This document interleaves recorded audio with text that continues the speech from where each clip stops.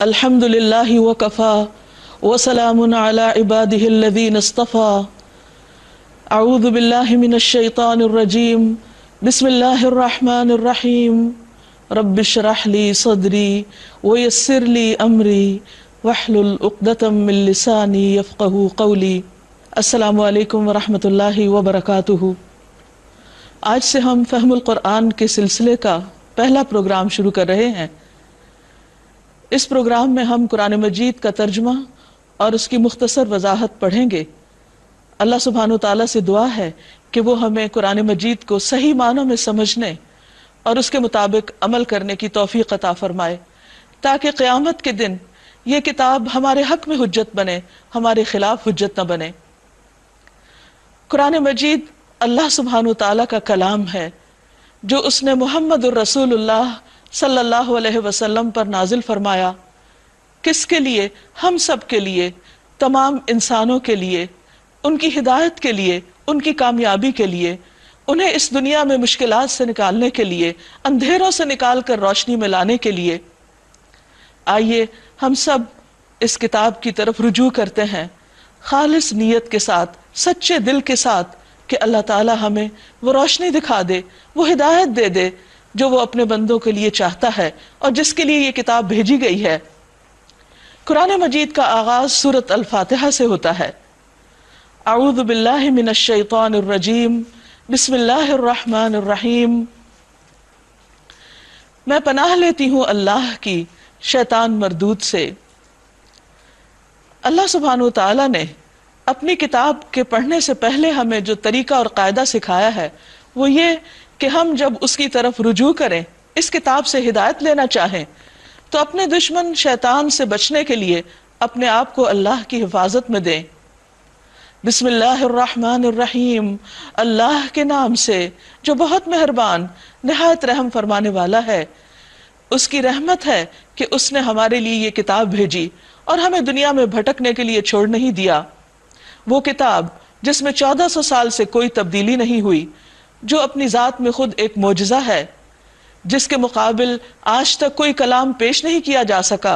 ابتدا ہوتی ہے الحمدللہ رب العالمین الرحمن الرحیم مالک یوم الدین ایاک نعبد و ایاک نستعین اہدنا الصراط المستقیم صراط الذین انعمت علیہم غیر المغضوب علیہم ولا الضالین آمین۔ سب تعریف اللہ کے لیے ہے جو رب ہے تمام جہانوں کا، جو رحمان اور رحیم ہے، روز جزا کا مالک ہے۔ صرف تیری ہم عبادت کرتے ہیں اور صرف تجھی سے ہم مدد چاہتے ہیں۔ تو ہمیں سیدھا راستہ دکھا، ان لوگوں کا راستہ جن پر تو نے انعام فرمایا، ان لوگوں کا راستہ نہیں جن پر تیرا غضب ہوا، اور نہ ان کا جو بھٹکے ہوئے ہیں۔ قرآن مجید کا پہلا کلمہ الحمدللہ ہے کہ سب تعریف اللہ کے لیے، سب شکر اللہ کے لیے۔ کیوں؟ اس لیے کہ اسی نے ہم کو بنایا، اسی نے ساری کائنات کو پیدا کیا۔ ہم جو کچھ بھی دیکھتے ہیں، جو کچھ کھاتے پیتے ہیں، جو کچھ استعمال کرتے ہیں، وہ سب کچھ اسی کا بنایا ہوا ہے۔ اس میں سے کچھ بھی خود نہیں بنا، ہمارے فائدے کے لیے بنایا گیا ہے۔ اور جب ہم ان سب چیزوں سے فائدہ اٹھائیں تو ہم پر لازم آتا ہے کہ ہم اللہ کا شکر ادا کریں۔ الحمدللہ، سب تعریف، سب شکر اللہ ہی کے لیے۔ رب العالمین، جو رب ہے، پیدا کرنے والا ہے، پالنے والا ہے، مالک ہے، مدبر ہے، سب چیزوں کو نرش کر رہا ہے، ان کی حفاظت کر رہا ہے۔ العالمین صرف اس دنیا کی نہیں جو ہم دیکھتے ہیں، بلکہ ان تمام چیزوں کی بھی جن کو ہم جانتے بھی نہیں ہیں۔ اور پھر اتنا کچھ کرنے کے بعد الرحمن، وہ نہایت مہربان بھی ہے، الرحیم، بار بار رحم کرنے والا ہے۔ ہم سب خطا کار ہیں، ہم اس کا دیا ہوا رزق کھاتے ہیں لیکن اسی کی نافرمانی کرتے ہیں۔ اس کے باوجود وہ ہمیں پکڑتا نہیں، وہ ہمیں اس دنیا میں اپنی زندگی کے دن پورے کرنے کی اجازت دے رہا ہے۔ اور پھر مالک یوم الدین، یہ ہمیں بھولنا نہیں چاہیے کہ وہ یوم الدین کا مالک بھی ہے، اسی کی طرف ہمیں واپس پلٹ کر جانا ہے۔ اس لیے کہ ہر چیز کا ایک انجام ہوتا ہے، اختتام ہوتا ہے، ہر کام کا کوئی نتیجہ ہوتا ہے۔ تو اللہ نے چونکہ ہمیں پیدا کیا اور ہمیں اس دنیا میں ایک امتحان کے لیے بھیجا گیا کہ ہم میں سے کون اچھے کام کرتے ہیں، پھر ان کاموں کے کرنے کے بعد، اس کوشش کے بعد ہمیں واپس اس کی طرف پلٹنا ہے۔ پھر وہ ہمیں بتائے گا کہ ہم کیا کر کے آئے ہیں، کیا اس کی مرضی کے مطابق اس زندگی میں کام کیے یا پھر اپنی مرضی کرتے رہے یا پھر لوگوں کی مرضی کے مطابق چلتے رہے۔ مالک یوم الدین، جزا و سزا کے دن کا مالک، ایاک نعبد و ایاک نستعین، صرف تیری ہم عبادت کرتے ہیں اور صرف تجھی سے ہم مدد چاہتے ہیں، کیونکہ سب کچھ بنانے والا وہ ہے، سب سے زیادہ مہربان وہ ہے، اور ہمارا انجام بھی اسی کے ہاتھ میں ہے۔ اس لیے ہم پر لازم آتا ہے کہ ہم اسی کی عبادت کریں، صرف اسی کی۔ ایاک نعبد، ہم اپنے آپ کو اسی کی بندگی میں دیں، ہم اسی کی فرما برداری کریں، کیونکہ وہ انسان جس کا صرف ایک آقا ہوتا ہے، جس کا ایک مالک ہوتا ہے، وہ امن میں ہوتا ہے بنسبت اس کے کہ جس کے بہت سے خدا ہوں اور ہر خدا اپنی طرف اس کو بلا رہا ہو۔ وہ انسان جو اللہ کی مرضی کے مطابق اس دنیا میں جیتا ہے، وہ امن میں رہتا ہے بنسبت ان لوگوں کے کہ جو لوگوں کی مرضی پر چلتے ہیں۔ اور پھر وَإِيَّاكَ نَسْتَعِينُ، چونکہ عبادت، اطاعت، فرما برداری ایک ڈسپلنڈ زندگی ایک مشکل کام ہے، اس لیے ہم زندگی کی ان مشکلات میں، زندگی کے اس امتحان میں اور اس کے علاوہ ہر طرح کے دکھ، درد، تکلیف اور پریشانی میں اللہ ہی کی طرف رجوع کرتے ہیں اور اسی سے مدد چاہتے ہیں، کیونکہ وہ مدد کرنے پر قادر ہے۔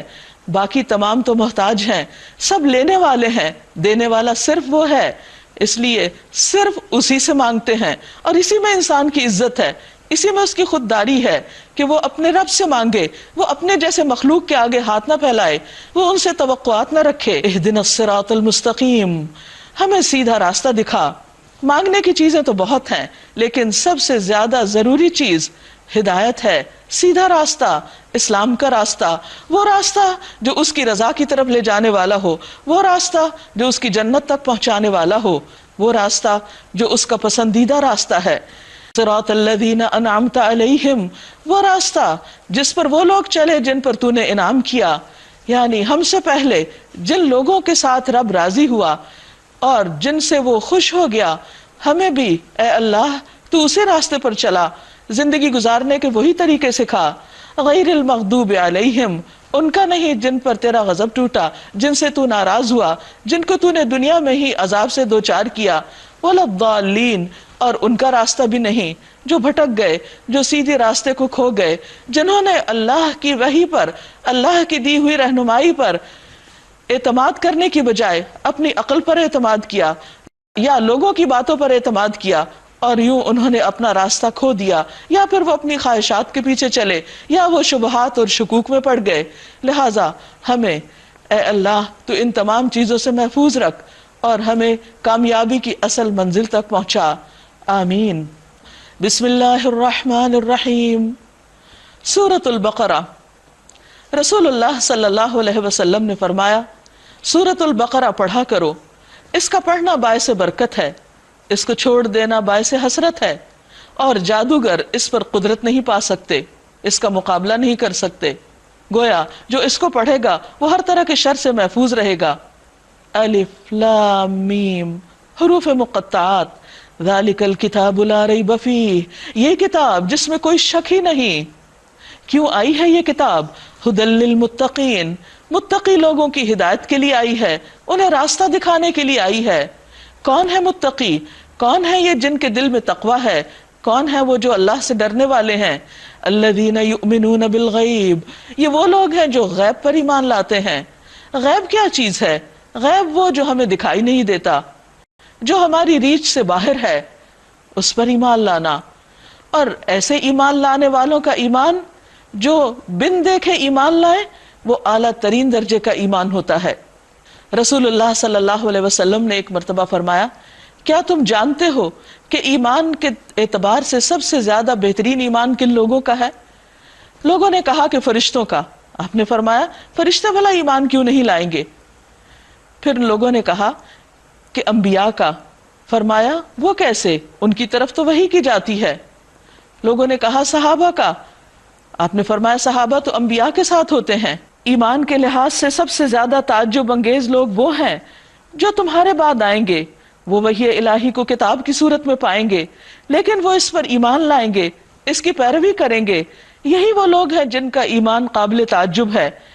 ایک اور جگہ پر آتا ہے کہ نبی صلی اللہ علیہ وسلم نے صحابہ سے کہا، اجر و ثواب میں افضل لوگ وہ ہیں جو تمہارے بعد آئیں گے، انہیں یہ قرآن 2 تختیوں میں موصول ہوگا، وہ اس پر ایمان لائیں گے، اس پر عمل کریں گے، یہ لوگ اجر و ثواب میں تم سے افضل اور اعلیٰ ہوں گے۔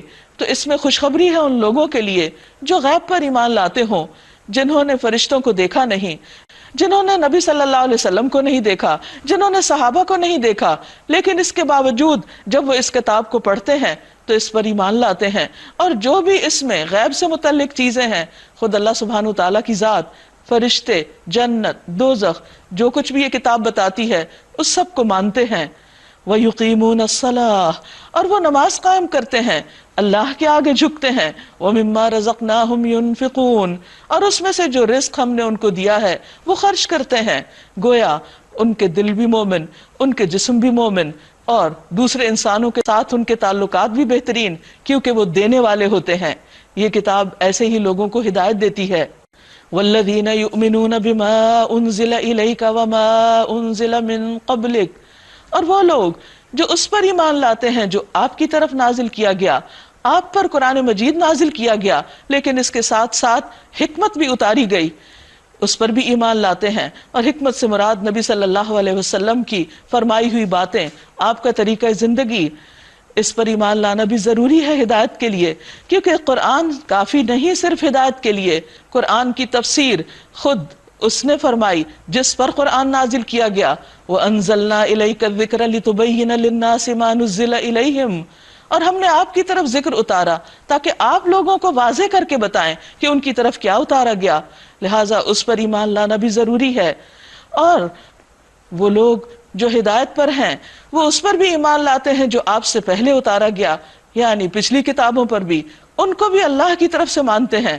ایک مرتبہ نبی صلی اللہ علیہ وسلم یہود کے بیت المدراس میں گئے، ان کے دارالمطالعہ میں پڑھنے پڑھانے کی جگہ پر آپ نے تورات منگوائی اور ایک تکیہ اپنی گود میں رکھا اور اس پر تورات کو رکھا اور فرمایا، اے تورات میں تجھ پر ایمان لاتا ہوں۔ خود نبی صلی اللہ علیہ وسلم پچھلی کتابوں کو مانتے تھے اور ہمیں بھی قرآن نے یہی حکم دیا ہے۔ وَبِالْآخِرَةِ هُمْ يُوقِنُونَ، اور وہ آخرت پر یقین رکھتے ہیں، آخرت جو آخر میں آنے والی ہے، لاسٹ ڈے، فائنل ڈے، جس میں ہم سب کا انجام سامنے آنے والا ہے، اور وہ ایک یقینی بات ہے، اس میں کوئی شک نہیں، یعنی موت کے بعد جتنے بھی مرحلے پیش آنے والے ہیں، قبروں سے اٹھایا جانا اور پھر حشر کا میدان اور میزان، پل صراط، حوض کوثر، جنت، دوزخ، وہ ان سب چیزوں پر ایمان رکھتے ہیں۔ اولئک علی ھدی من ربہم، یہی لوگ اپنے رب کی طرف سے آئی ہوئی ہدایت پر ہیں۔ وَأُولَئِكَ هُمُ الْمُفْلِحُونَ، اور یہی لوگ دراصل کامیاب ہونے والے ہیں۔ یہ کامیاب ہونے والوں کی شرائط ہیں، اللہ تعالی ہمیں ان میں سے کرے۔ اس کے برعکس کچھ لوگ ایسے ہیں جن کے دلوں پر مہر لگ چکی ہے، جو ان حقائق کو نہیں مانتے، جو اس سچائی کو تسلیم نہیں کرتے۔ وہ کون لوگ ہیں؟ دوسرا گروہ انسانوں کا، ان الذین کفروا سواء علیہم، جن لوگوں نے ان باتوں کو تسلیم کرنے سے انکار کر دیا، ان کے لیے برابر ہے، خواہ تم انہیں خبردار کرو یا نہ کرو، بہرحال وہ ماننے والے نہیں ہیں۔ کیوں؟ اللہ نے ان کے دلوں اور ان کے کانوں پر مہر لگا دی، کیونکہ اللہ سبحانہ وتعالیٰ نے جب ان کے سامنے حق رکھا تو اس کو انہوں نے قبول نہیں کیا۔ ایک شخص جب حق کو جانتے بوجھتے، سمجھنے کے باوجود محض اپنی خواہشات کی پیروی کرتے ہوئے اس کا انکار کر دیتا ہے، تو پھر اللہ تعالیٰ اسے توفیق اور صلاحیت چھین لیتا ہے۔ اللہ نے ان کے دلوں اور ان کے کانوں پر مہر لگا دی ہے اور ان کی آنکھوں پر پردہ پڑ گیا ہے، اسی لیے وہ کائنات میں بکھری ہوئی نشانیاں اللہ کی قدرت کی، اللہ کی تخلیق کی، وہ ان کو نظر ہی نہیں آتی۔ کیا وہ سورج کی روشنی کو نہیں دیکھتے؟ کیا سورج، چمکتا سورج ان کو نظر نہیں آتا؟ کیا انہیں سمجھ نہیں آتا کہ یہ خود بخود نہیں بنا، یہ کسی انسان نے بنا کے وہاں نہیں بھیجا، یہ رب عظیم نے ہی تخلیق کیا ہے، اسی کے حکم سے چل رہا ہے، اسی نے اس کو تھاما ہوا ہے کہ وہ ہمارے اوپر آ کے نہ گر پڑے، اسی نے چاند پیدا کیا، اسی نے ستارے پیدا کیے، اسی کے حکم سے وہ سب روٹیٹ کر رہے ہیں، اور ان میں سے کوئی ایک دوسرے سے ٹکرا نہیں رہا کہ وہ ٹکرا کر اس زندگی کا خاتمہ کر دے اور ہمارے جینے کو دوبھر کر دے اس زمین پر. یہ سب کچھ کون کر رہا ہے؟ رب العزت. لیکن جن لوگوں کی آنکھوں پہ پردہ پڑ چکا ہے انہیں یہ سب کچھ نظر نہیں آتا، اس وجہ سے وہ ایمان نہیں لاتے. لیکن ان کا ایمان نہ لانا خود ان کے حق میں نقصان دہ ہے. فرمایا وَلَهُمْ عَذَابٌ عَظِيمٌ، اور ان کے لیے بہت بڑا عذاب ہے، یعنی انجام اچھا نہ ہوگا. کیونکہ اس دنیا میں سب سے بڑی ناشکری، اس دنیا میں سب سے بڑا جرم اپنے پیدا کرنے والے کا انکار ہے، اس کی نعمتوں کا انکار ہے، اس کی باتوں کا انکار ہے. اس سے بڑھ کر ناشکری کیا ہو سکتی ہے؟ اپنے آپ کو اس جگہ پر رکھ کر دیکھیے کہ آپ کسی کے اوپر بے پناہ احسان کریں اور وہ آپ کا ایک بھی احسان ماننے کو تیار نہ ہو، پھر آپ اس کے ساتھ کیا سلوک کریں گے؟ ایک تیسرا گروہ بھی ہے انسانوں کا جو ان دو کے بیچ میں ہے. ایک طرف ایمان لانے والے ہیں، ایک طرف انکار کرنے والے ہیں، اور بیچ میں کچھ لوگ ڈبل سٹینڈرڈز والے ہیں جو زبان سے تو کہتے ہیں کہ مانتے ہیں لیکن حقیقت میں نہیں مانتے. وَمِنَ النَّاسِ مَن يَقُولُ آمَنَّا بِاللَّهِ وَبِالْيَوْمِ الْآخِرِ وَمَا هُمْ بِمُؤْمِنِينَ.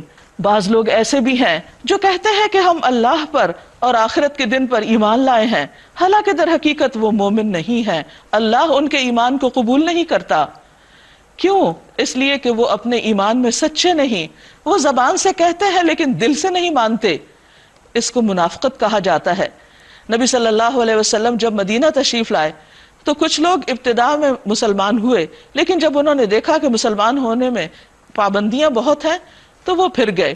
وہ قربانیاں کرنے کے لیے تیار نہ تھے، اس لیے انہوں نے بظاہر تو اسلام کا لبادہ اوڑھے رکھا لیکن ہمیشہ اسلام کے خلاف، مسلمانوں کے خلاف کچھ نہ کچھ سازشیں کرتے رہے اور اپنے رویے اور طریقے سے نبی صلی اللہ علیہ وسلم کو اذیت دیتے رہے. فرمایا وہ اللہ اور ایمان لانے والوں کے ساتھ دھوکہ بازی کر رہے ہیں، ان کو چیٹ کر رہے ہیں، یعنی زبان سے یہ بول کر کہ ہم مسلمان ہیں لیکن حقیقت میں نہیں، مگر دراصل وہ خود ہی اپنے آپ کو دھوکے میں ڈال رہے ہیں اور انہیں اس کا شعور نہیں.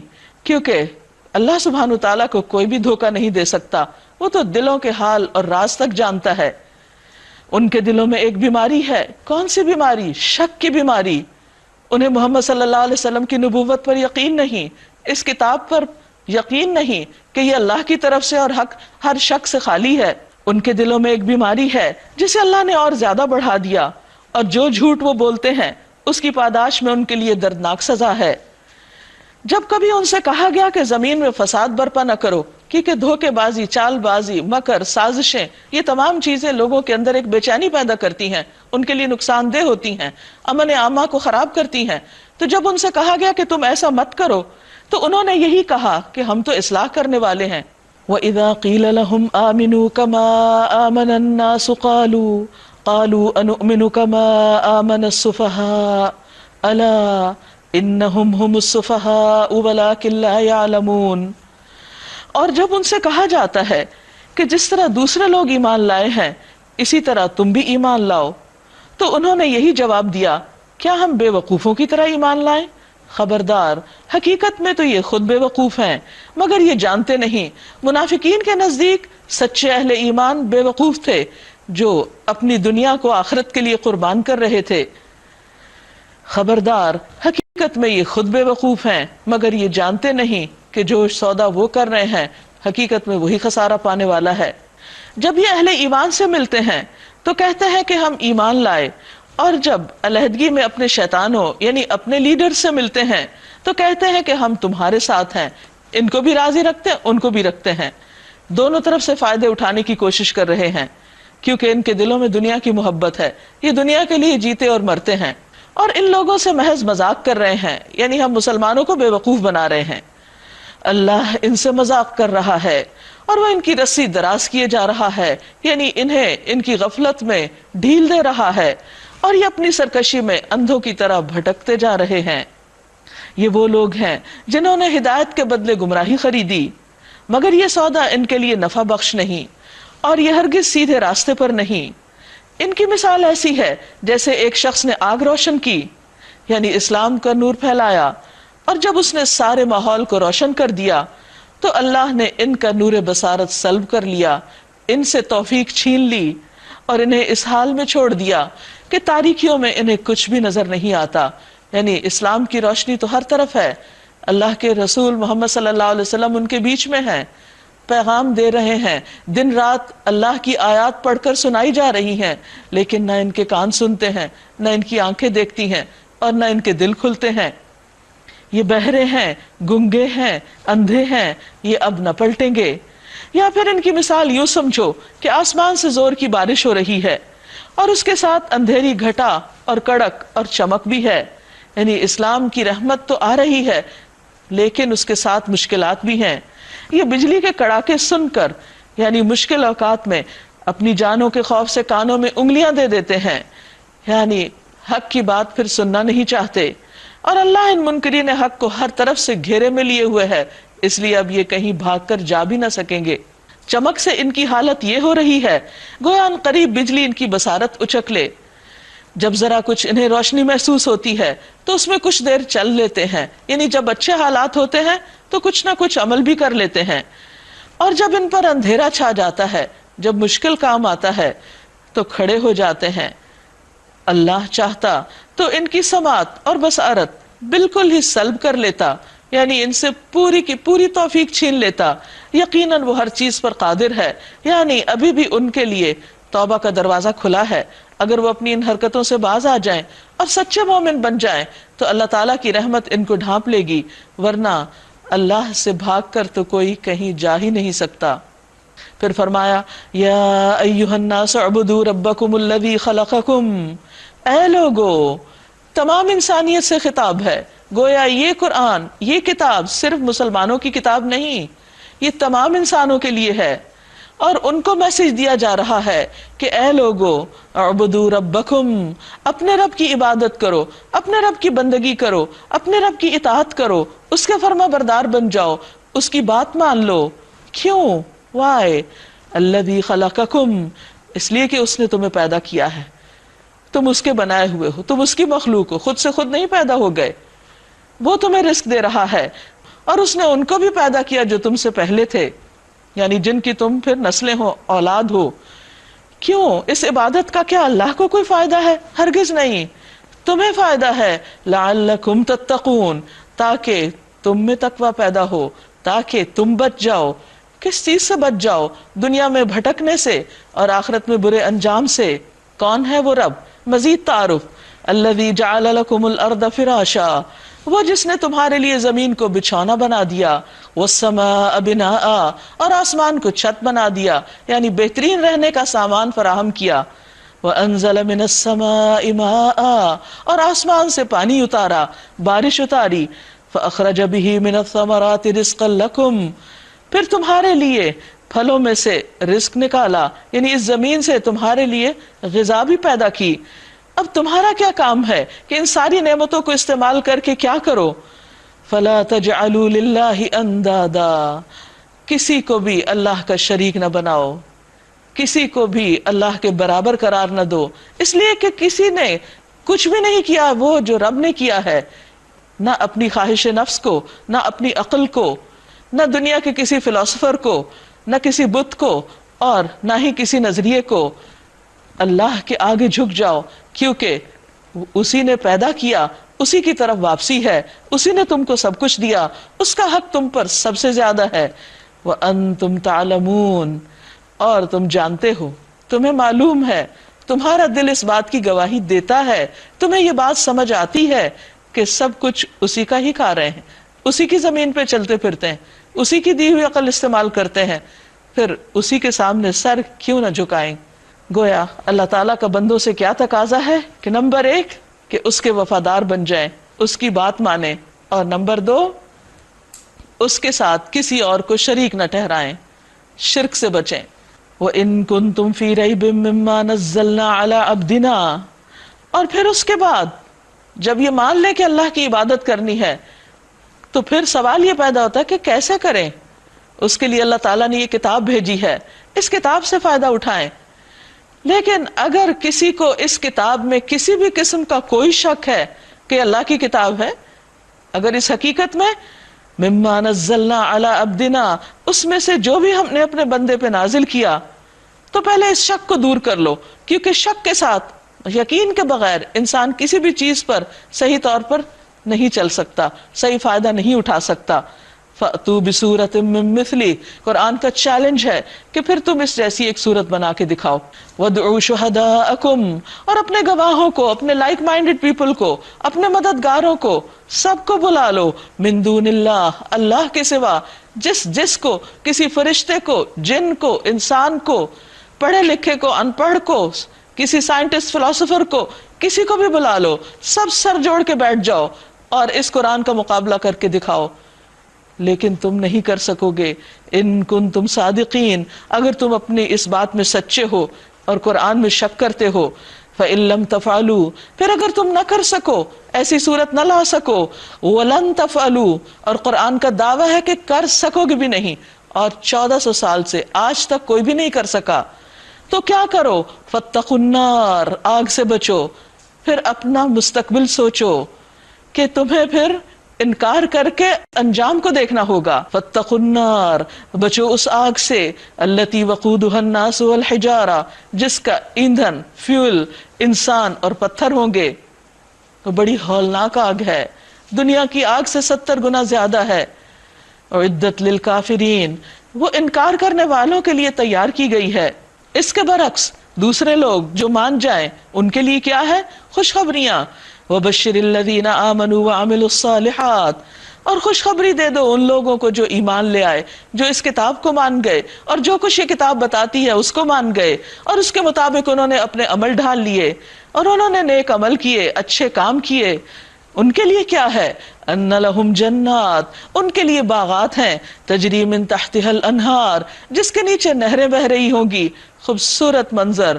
کلما رزقوا منها من ثمرۃ الرزقا، جب کبھی وہاں انہیں ان باغوں میں کوئی پھل کھانے کو دیا جائے گا، وہ کہیں گے کہ ایسے ہی پھل اس سے پہلے ہمیں دنیا میں دیے جاتے تھے، اور وہ اس سے ملتے جلتے ہوں گے. ان کے لیے وہاں پاکیزہ بیویاں ہوں گی، اور وہ وہاں ہمیشہ رہیں گے.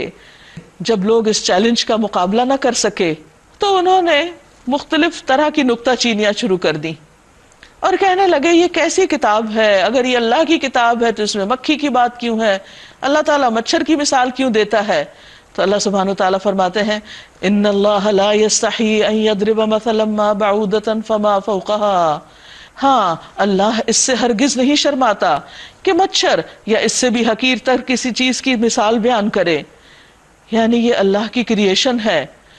مچھر کی تخلیق میں اگر انسان غور کرے تو اتنی معمولی سی چیز اللہ نے اس کو 100 آنکھیں دی ہیں، اور وہ بھی کمپاؤنڈ ہیں، چاروں طرف دیکھ سکتی ہیں، حتیٰ کہ اندھیرے میں بھی دیکھ سکتی ہیں جہاں ہماری آنکھیں کام کرنا چھوڑ دیتی ہیں.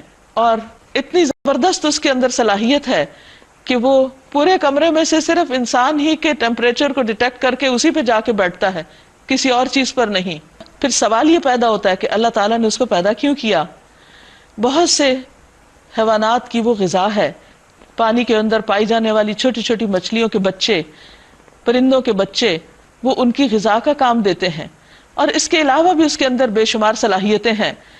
تو اللہ سبحانہ وتعالیٰ اس سے قطعاً نہیں شرماتا کہ وہ اپنی کتاب میں مکھی مچھر کی بات کرے. فما فوقہا، یا اس سے بھی بڑھ کر کوئی چھوٹی چیز ہو. کہا جاتا ہے کہ مچھر کے اوپر ایک پیراسائٹ ہوتا ہے جس کے پورے سسٹمز ہوتے ہیں، یعنی اس کا سرکولیٹری سسٹم ہوتا ہے، اس کا ڈائجسٹو سسٹم ہوتا ہے، ریپروڈکٹیو سسٹم ہوتا ہے، حالانکہ وہ بالکل مائنیوٹ چھوٹا سا کیڑا ہوتا ہے. تو اللہ تعالیٰ تو اس کی مثال بیان کرتے ہوئے بھی نہیں شرماتی کیونکہ اس کی اپنی کریشن ہے. فَأَمَّا الَّذِينَ آمَنُوا، جو لوگ ایمان لے آتے ہیں، جو لوگ حق بات قبول کرتے ہیں، وہ انہی مثالوں کو دیکھ کر جان لیتے ہیں کہ یہ حق ہے. وہ پھر قرآن میں اس قسم کے نقص نہیں نکالتے، اور ان کے رب کی طرف سے آیا ہے. اور جو نہیں ماننے والے وہ انہیں سن کر کہنے لگتے ہیں کہ اللہ کو ایسی مثالوں سے کیا سروکار. اس طرح اللہ ایک ہی بات سے بہت سے لوگوں کو گمراہی میں مبتلا کر دیتا ہے اور بہت سے لوگوں کو سیدھا راستہ دکھا دیتا ہے، اور گمراہی میں وہ انہی کو مبتلا کرتا ہے جو فاسق ہیں، جو حد سے باہر نکلنے والے ہیں، اللہ کے عہد کو مضبوط باندھ لینے کے بعد توڑ ڈالتے ہیں. یہ وہ عہد ہے جب ہماری روحیں پیدا کی گئی تھی، یہ قرآن ہی ہمیں بتاتا ہے. تو اس وقت اللہ نے ہم سب سے عہد لیا تھا اور فرمایا تھا کیا میں تمہارا رب نہیں ہوں؟ الست بربکم، ہم سب نے کہا تھا کہ ہاں آپ ہی ہمارے رب ہیں. من بعد میثاقہ، اس کو پکا کرنے کے بعد پھر اللہ نے پیغمبر بھیجے، انہوں نے آ کر اس عہد کی تجدید کی اور ہم سے دوبارہ وہ عہد لیا اور ہم نے اس پر پھر وعدہ کیا اور لا الہ الا اللہ پڑھ کر اسلام کا اظہار کیا۔ لیکن اگر کوئی شخص اپنے آپ کو مسلمان کہتا ہے اور پھر وہ نہیں کرتا جو اللہ تعالیٰ کہتا ہے تو گویا وہ اس عہد کو توڑ رہا ہے۔ وَيَقْطَعُونَ مَا أَمَرَ اللَّهُ بِهِ أَن يُوصَلَ، اور وہ اس چیز کو کاٹتے ہیں جسے اللہ نے جوڑنے کا حکم دیا، یعنی رشتہ داریوں کو کاٹتے ہیں۔ رشتوں کو کاٹنے والے اللہ تعالیٰ کو سخت ناپسند ہیں۔ حدیث میں آتا ہے کہ بنی آدم کے اعمال ہر جمعرات کو پیش کیے جاتے ہیں اور کسی قطع رحمی کرنے والے کے اعمال قبول نہیں کیے جاتے جنہوں نے اپنے خون کے رشتوں کو کاٹ رکھا ہو اور ان سے تعلق ختم کر رکھا ہو۔ ایک اور حدیث میں آتا ہے جس نے 1 سال تک اپنے بھائی کے ساتھ قطع تعلقی کی تو وہ اس کے خون بہانے کے مترادف ہے، یعنی اتنا بڑا جرم ہے۔ وَيُفْسِدُونَ فِي الْأَرْضِ، اور وہ زمین میں فساد کرتے ہیں۔ أُولَئِكَ هُمُ الْخَاسِرُونَ، یہی وہ لوگ ہیں جو نقصان اٹھانے والے ہیں، خسارہ پانے والے ہیں۔ کیف تکفرون باللہ، تم اللہ کا انکار کیسے کر سکتے ہو؟ تم کیسے ڈینائی کر سکتے ہو کہ یہ کائنات کا مالک اور خالق کوئی نہیں، تمہارا رب کوئی نہیں؟ کیسے؟ وکنتم امواتا، اپنے آپ پر غور کرو، تم مردہ تھے، تم کچھ بھی نہ تھے، کہاں تھے تم چند سال پہلے اس دنیا میں آنے سے؟ فاحیاکم، اس نے تمہارے اندر روح ڈالی، اس نے تمہیں زندگی دی، یہ زندگی تم خود اس کے مالک نہیں ہو۔ آج تک کوئی انسان کسی روح کو پیدا نہیں کر سکا، انسان نے جتنی بھی ترقی کی ہے لیکن روح نہیں بنا سکا اور نہ ہی کسی انسان کے اندر ڈال سکا، یا پھر اندر سے روح جب اللہ تعالیٰ نکالنے لگتا ہے تو کوئی اس کو روک نہیں سکتا، موت کا کوئی علاج کسی نے دریافت نہیں کیا۔ تو اس مثال سے اپنے رب کو پہچانو، اس کی طاقت پر، اس کی قدرت پر غور کرو۔ فَأَحْيَاكُمْ، اس نے تمہیں زندگی دی، ثُمَّ يُمِيتُكُمْ، پھر وہ تم کو موت دے گا، ثُمَّ يُحْيِيكُمْ، پھر وہ تمہیں زندگی دے گا، ثُمَّ إِلَيْهِ تُرْجَعُونَ، پھر تم اسی کی طرف لوٹائے جاؤ گے۔ کس لیے؟ کیوں؟ حساب دینے کے لیے۔ کس چیز کا؟ ان نعمتوں کا جو اس دنیا میں استعمال کر رہے ہو۔ وہی تو ہے جس نے تمہارے لیے زمین کی ساری چیزیں پیدا کی، پھر اوپر کی طرف توجہ فرمائی اور 7 آسمان استوار کیے، اور وہ ہر چیز کا علم رکھنے والا ہے۔ گویا اللہ وہ ہے جس نے یہ سب کچھ بنایا، اور کس کے لیے بنایا؟ یہ آسمان، یہ زمین، یہ پہاڑ، یہ دریا، یہ سمندر، یہ پودے، یہ پھل، یہ پھول، یہ کس کے لیے؟ انسان کے لیے، ہمارے لیے۔ ما فی الارض جمیعا، جو بھی زمین میں ہے، اوپر ہے یا اس کے اندر ہے، سب انسان کے لیے ہے۔ کتنا مہربان ہے وہ رب جس نے انسان کو اتنے انعامات سے نوازا اور پھر اس کے اوپر خوبصورت آسمان بنا دیا، اور وہ ہر چیز کا علم رکھنے والا ہے۔ اس کے بعد انسان کی تخلیق کا واقعہ بیان کیا جا رہا ہے۔ وَإِذْ قَالَ رَبُّكَ لِلْمَلَائِكَةِ إِنِّي جَاعِلٌ فِي الْأَرْضِ خَلِيفَةً، اور وہ وقت یاد کرو جب تمہارے رب نے فرشتوں سے کہا تھا کہ میں زمین پر ایک خلیفہ بھیجنے والا ہوں۔ قالوا، وہ سب بولے، اتجعل فیہا من یفسد فیہا، کیا آپ زمین میں کسی ایسے کو بنائیں گے جو اس میں فساد کرے گا اور خون بہائے گا؟ حالانکہ ہم آپ کی حمد کے ساتھ آپ کی تسبیح بیان کر رہے ہیں اور آپ کی پاکی بیان کرتے ہیں، یعنی اگر انسان کو عبادت کے لیے پیدا کیا جانا ہے تو ہم عبادت کر رہے ہیں۔ قال انی اعلم ما لا تعلمون، اللہ تعالیٰ نے فرمایا بے شک میں وہ جانتا ہوں جو تم نہیں جانتے، یعنی انسان صرف فساد نہیں کرے گا، اس میں اچھے اچھے لوگ بھی بہت ہوں گے۔ اور پھر اس کے بعد اللہ تعالیٰ نے آدم علیہ السلام کو ساری چیزوں کے نام سکھا دیے، یعنی انسانوں کے بھی اور جو کچھ زمین میں پیدا کیا ان تمام چیزوں کے۔ پھر انہیں فرشتوں کے سامنے پیش کیا اور فرمایا اگر تمہارا یہ خیال صحیح ہے کہ انسان زمین میں فساد ہی کرے گا اور خون ہی بہائے گا تو تم ذرا ان چیزوں کے نام تو بتاؤ۔ انہوں نے عرض کیا پاک ہے تو، ہمیں کوئی علم نہیں مگر وہی جو تو نے ہمیں سکھایا، یعنی آپ نے آدم کو تو یہ سب سکھایا، ہمیں نہیں سکھایا، لہذا ہمارا علم لمیٹڈ ہے، ہم ان چیزوں کا جواب نہیں دے سکتے۔ تو اس پر فرشتوں نے کہا انک انت العلیم الحکیم، بے شک آپ علم والے ہیں، حکمت والے ہیں۔ اس پر اللہ تعالیٰ نے آدم علیہ السلام سے کہا کہ اے آدم تم انہیں ان چیزوں کے نام بتاؤ جب اس نے ان کو ان سب کے نام بتا دیے تو اللہ تعالیٰ نے فرمایا میں نے تم سے کہا نہ تھا کہ میں آسمانوں اور زمین کی وہ ساری حقیقتیں جانتا ہوں جو تم سے چھپی ہوئی ہیں، اور جو کچھ تم ظاہر کرتے ہو وہ بھی مجھے معلوم ہے، اور جو کچھ تم چھپاتے ہو اس سے بھی میں خوب واقف ہوں۔ تو اللہ تعالیٰ نے فرمایا کیا میں نے تم سے کہا نہ تھا کہ میں آسمان و زمین کے غیب جانتا ہوں، اور میں وہ بھی جانتا ہوں جو تم ظاہر کرتے ہو اور وہ بھی جو تم اپنے دلوں میں چھپاتے ہو۔ وَإِذْ قُلْنَا لِلْمَلَائِكَةِ اسْجُدُوا لِآدَمَ، اور جب ہم نے فرشتوں سے کہا کہ آدم کو سجدہ کرو تو انہوں نے سجدہ کیا مگر ابلیس، اس نے انکار کیا اور تکبر کیا اور وہ نافرمان لوگوں میں شامل ہو گیا۔ پھر ہم نے آدم سے کہا کہ تم اور تمہاری بیوی دونوں جنت میں رہو اور جہاں سے جو چاہو کھاؤ، مگر اس درخت کا رخ نہ کرنا ورنہ ظالموں میں شمار ہوگے۔ آخر کار شیطان نے ان دونوں کو اس درخت کی ترغیب دے کر ہمارے حکم کی پیروی سے ہٹا دیا، یعنی اپنے راستے پہ لے گیا اور انہیں اس حالت سے نکلوا چھوڑا جس میں وہ تھے۔ ہم نے حکم دیا اب تم سب یہاں سے اتر جاؤ، تم ایک دوسرے کے دشمن ہو اور تمہیں ایک خاص وقت تک زمین میں ٹھہرنا اور وہیں گزر بسر کرنا ہے۔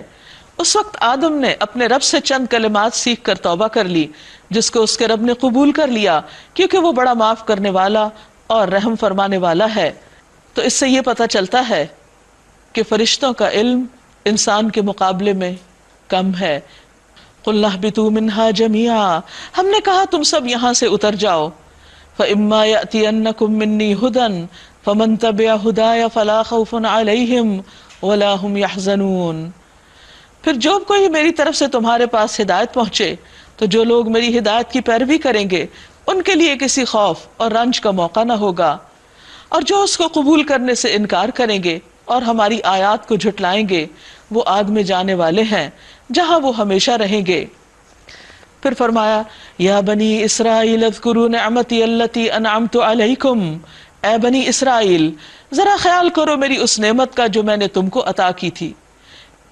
تمام انسانوں سے خطاب کے بعد انسان کی تخلیق کا واقعہ بیان کیا گیا اور پھر انسان کو یہ سمجھا دیا گیا کہ اگر وہ اللہ کی اطاعت اور فرما برداری کرے گا تو ہی جنت میں جانے کے قابل ہوگا، اور اگر اس نے نافرمانی کی جس طرح شیطان نے اللہ کی نافرمانی کی تو پھر وہ اللہ کے غضب کا شکار ہوگا۔ یہاں بنی اسرائیل سے خطاب ہے۔ بنی اسرائیل کون ہے؟ اسرائیل کا معنی ہوتا ہے اللہ کا بندہ۔ یہ یعقوب علیہ السلام کا لقب ہے۔ یعقوب علیہ السلام اسحاق علیہ السلام کے بیٹے تھے اور اسحاق علیہ السلام ابراہیم علیہ السلام کے بیٹے، جن سے یہ نسل چلی۔ اس میں اللہ سبحانہ تعالیٰ نے بے شمار انبیاء اور رسول بھیجے۔ دوسری طرف ابراہیم علیہ السلام کے دوسرے بیٹے اسماعیل علیہ السلام سے نبی صلی اللہ علیہ وسلم کو مبعوث کیا گیا۔ یہاں پر رسول اللہ صلی اللہ علیہ وسلم کو بھیجنے سے پہلے جس قوم کی طرف اللہ نے ہدایت کے لیے بہت سی کتابیں بھیجی، انبیاء بھیجے، اب ان کو آخری بار خطاب کیا جا رہا ہے کہ تم ہدایت کے لیے اب اس پیغمبر کی طرف رجوع کرو۔ یا بنی اسرائیل، اے بنی اسرائیل اذکروا نعمتی التی انعمت علیکم، ذرا خیال کرو میری اس نعمت کا جو میں نے تم کو عطا کی تھی۔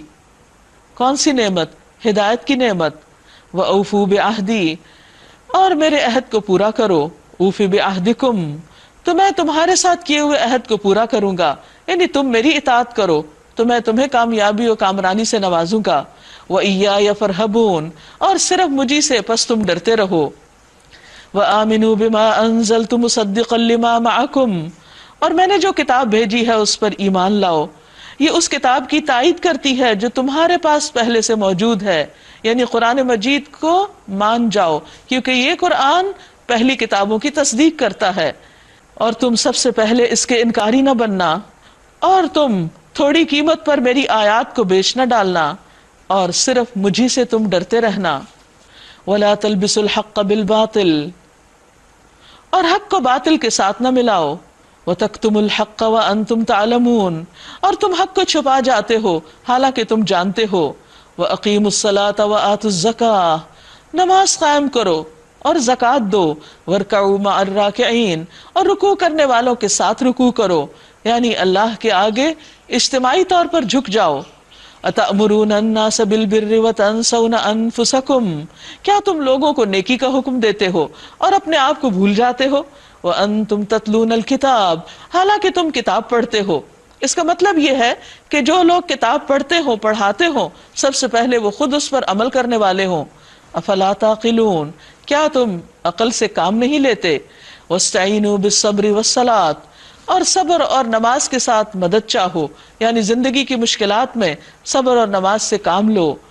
وَإِنَّهَا لَكَبِيرَةٌ إِلَّا عَلَى الْخَاشِعِينَ، اور بے شک نماز ایک سخت مشکل کام ہے، مگر ان فرما بردار بندوں کے لیے مشکل نہیں جو سمجھتے ہیں کہ الذین یظنون انہم ملاقو ربہم، کہ وہ اپنے رب سے ملاقات کرنے والے ہیں، وانہم الیہ راجعون، اور انہیں اسی کی طرف پلٹ کر جانا ہے۔ یا بنی اسرائیل اذکروا نعمتی التی انعمت علیکم، پھر بنی اسرائیل سے خطاب ہے، اے بنی اسرائیل یاد کرو میری اس نعمت کو جس سے میں نے تمہیں نوازا تھا، یعنی تمہیں دنیا میں بھی ترقی دی اور بہت سے پیغمبر بھی تمہارے پاس بھیجے، تمہیں کتابوں سے نوازا، ہدایت دی، اور اس بات کو کہ میں نے تمہیں دنیا کی ساری قوموں پر فضیلت دی۔ یعنی فضیلت کی بنیاد کیا تھی؟ کہ اللہ نے ان کو ہدایت کے لیے چن لیا کہ یہ دوسرے انسانوں کی رہنمائی کا کام کریں۔ اور ڈرو اس دن سے جب کوئی کسی کے ذرا کام نہ آئے گا، نہ کسی کی طرف سے سفارش قبول کی جائے گی، نہ کسی کو فدیہ لے کر چھوڑا جائے گا، اور نہ مجرموں کو کہیں سے کوئی مدد ملے گی۔ یعنی اس روز ہر شخص اللہ کے حضور خود اپنے اعمال نامے کے ساتھ حاضر ہوگا۔ یاد کرو وہ وقت جب ہم نے تم کو فرعونیوں کی غلامی سے نجات بخشی۔ یہاں اللہ تعالیٰ بنی اسرائیل کو کچھ انعامات یاد کراتے ہیں جو خصوصی طور پر ان پر کیے گئے تھے۔ بنی اسرائیل یوسف علیہ السلام کے زمانے میں فلسطین سے مصر کی طرف ہجرت کر گئے تھے۔ وہاں کئی سو سال تک ان کی بہت عزت رہی، انہیں بہت اچھی طرح ان کے ساتھ معاملہ کیا جاتا تھا، حالانکہ وہ باہر سے آنے والے لوگ تھے۔ لیکن پھر جب بنی اسرائیل نے اللہ کی نافرمانی شروع کی تو آہستہ آہستہ ان کی قدر و قیمت گھٹتی گئی، اور بالآخر فرعونیوں نے ان کو اپنا غلام بنا لیا۔ وہ ان سے سخت مشقت کے کام لیتے تھے اور انہیں دنیا میں بھی ذلت اور رسوائی کا سامنا کرنا پڑا۔ اور بنیادی وجہ کیا تھی؟ کہ انہوں نے اللہ کی ہدایات اور تعلیمات کو بھلا دیا تھا۔ انہوں نے تمہیں سخت عذاب میں مبتلا کر رکھا تھا، تمہارے لڑکوں کو ذبح کرتے تھے اور تمہاری لڑکیوں کو زندہ رہنے دیتے تھے، اور اس حالت میں تمہارے رب کی طرف سے تمہاری بڑی آزمائش تھی۔ بظاہر دیکھنے میں تو فرعون ان کو ستا رہا تھا، لیکن اللہ تعالیٰ فرماتے ہیں یہ آزمائش اللہ کی طرف سے آئی تھی۔ آج آپ دیکھیے کہ اگر مسلمان یہ سمجھتے ہیں کہ اس وقت دنیا میں ان کی کوئی عزت نہیں اور دنیا میں وہ ذلیل و رسوا ہو رہے ہیں اور انہیں طرح طرح کی مشکلات کا سامنا کرنا پڑ رہا ہے، تو اس کی وجہ محض لوگوں کی سازشیں نہیں، یہ اللہ کی ناراضگی کی علامت ہے۔ اس پر ہمیں اللہ کی طرف رجوع کرنا چاہیے اور اللہ سے توبہ کرنی چاہیے۔ یاد کرو وہ وقت جب ہم نے سمندر پھاڑ کر تمہارے لیے راستہ بنایا، یعنی فرعون کی غلامی سے نجات دینے کے لیے جب موسیٰ علیہ السلام نے سمندر میں اللہ کے حکم سے عصا مارا تو وہاں ایک سیدھا صاف راستہ بن گیا، اور بسہولت بنی اسرائیل اس عذاب سے نکل کر، اس غلامی سے نکل کر دریا پار دوسری طرف جا اتری۔ پھر اس میں سے تمہیں بخیریت گزروا دیا، پھر وہی تمہاری آنکھوں کے سامنے فرعونیوں کو غرقاب کیا، یعنی تمہارے دشمن کو ڈبو دیا۔ یاد کرو جب ہم نے موسیٰ علیہ السلام کو 40 روز کی قرارداد پہ بلایا تو اس کے پیچھے تم نے بچڑے کو اپنا معبود بنا لیا، یعنی اللہ نے تم پر یہ انعام کیا کہ تمہیں فرعون کی غلامی سے نجات دی، اور تم نے بچڑے کو معبود بنا لیا اور بہت بڑا برا شرک کیا۔ اس وقت تم نے بڑی زیادتی کی تھی، مگر اس پر بھی ہم نے تمہیں معاف کر دیا کہ شاید اب تم شکر گزار بنو۔ یاد کرو ہم نے موسیٰ علیہ السلام کو کتاب اور فرقان عطا کی تاکہ تم اس کے ذریعے سیدھا راستہ پا سکو۔ یاد کرو جب موسیٰ علیہ السلام نے اپنی قوم سے کہا، لوگو تم نے بچڑے کو معبود بنا کر اپنے اوپر سخت ظلم کیا ہے، یعنی موسیٰ علیہ السلام 40 راتوں کے لیے کوہ طور پر چلے گئے تو پیچھے قوم نے یہ کام کیا۔ جب واپس آئے تو انہوں نے اپنی قوم کو سمجھایا کہ یہ تو بہت بڑا ظلم کیا تم نے، اور ویسے بھی شرک جو ہے وہ ظلم عظیم ہے، لہٰذا تم لوگ اپنے خالق کے حضور توبہ کرو اور اپنی جانوں کو ہلاک کرو، اسی میں تمہارے خالق کے نزدیک تمہاری بہتری ہے، یعنی دنیا کی سزا بھی ان کو دی گئی۔ اس وقت تمہارے خالق نے تمہاری توبہ قبول کر لی کہ وہ بڑا معاف کرنے والا اور رحم فرمانے والا ہے۔ یاد کرو جب تم نے موسیٰ سے کہا تھا کہ ہم تمہاری بات کا یقین نہ کریں گے جب تک کہ اپنی آنکھوں سے تمہیں اللہ تعالیٰ سے کلام کرتے نہ دیکھ لیں۔ اس وقت تمہارے دیکھتے دیکھتے ایک زبردست بجلی نے تمہیں آ پکڑا، تم بے جان ہو کر گر چکے تھے، مگر پھر ہم نے تم کو جلا اٹھایا، زندہ کیا، شاید کہ اس احسان کے بعد تم شکر گزار بن جاؤ۔ پھر ہم نے تم پر بادلوں کا سایہ کیا، من و سلوہ کی غذا تمہارے لیے فراہم کی، اور تم سے کہا کہ جو پاک چیزیں ہم نے تمہیں بخشی ہیں انہیں کھاؤ، مگر تمہارے اسلاف نے جو کچھ کیا وہ ہم پر ظلم نہ تھا بلکہ انہوں نے آپ ہی اپنے اوپر ظلم کیا۔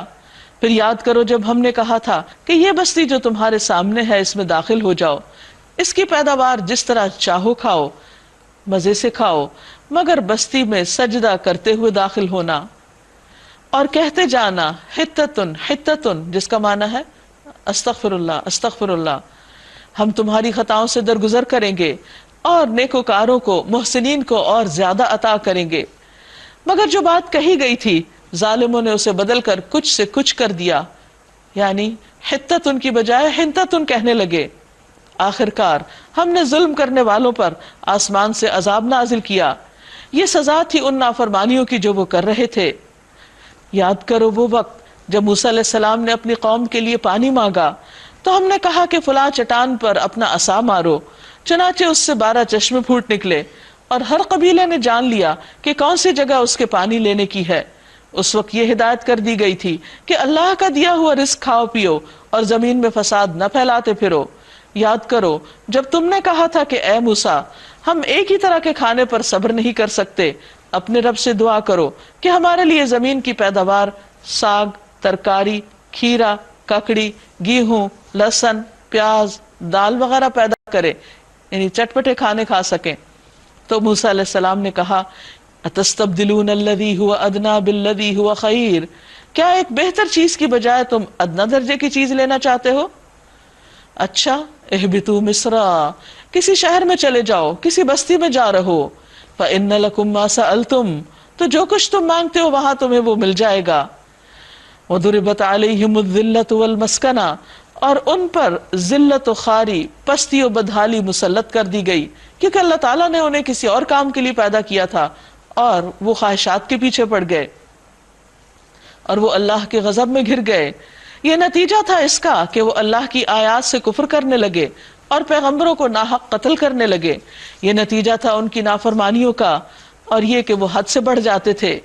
ان الذین آمنوا والذین ہادوا والنصارى والصابئین من آمن باللہ والیوم الآخر وعمل صالحا فلہم اجرہم عند ربہم ولا خوف علیہم ولا ہم یحزنون۔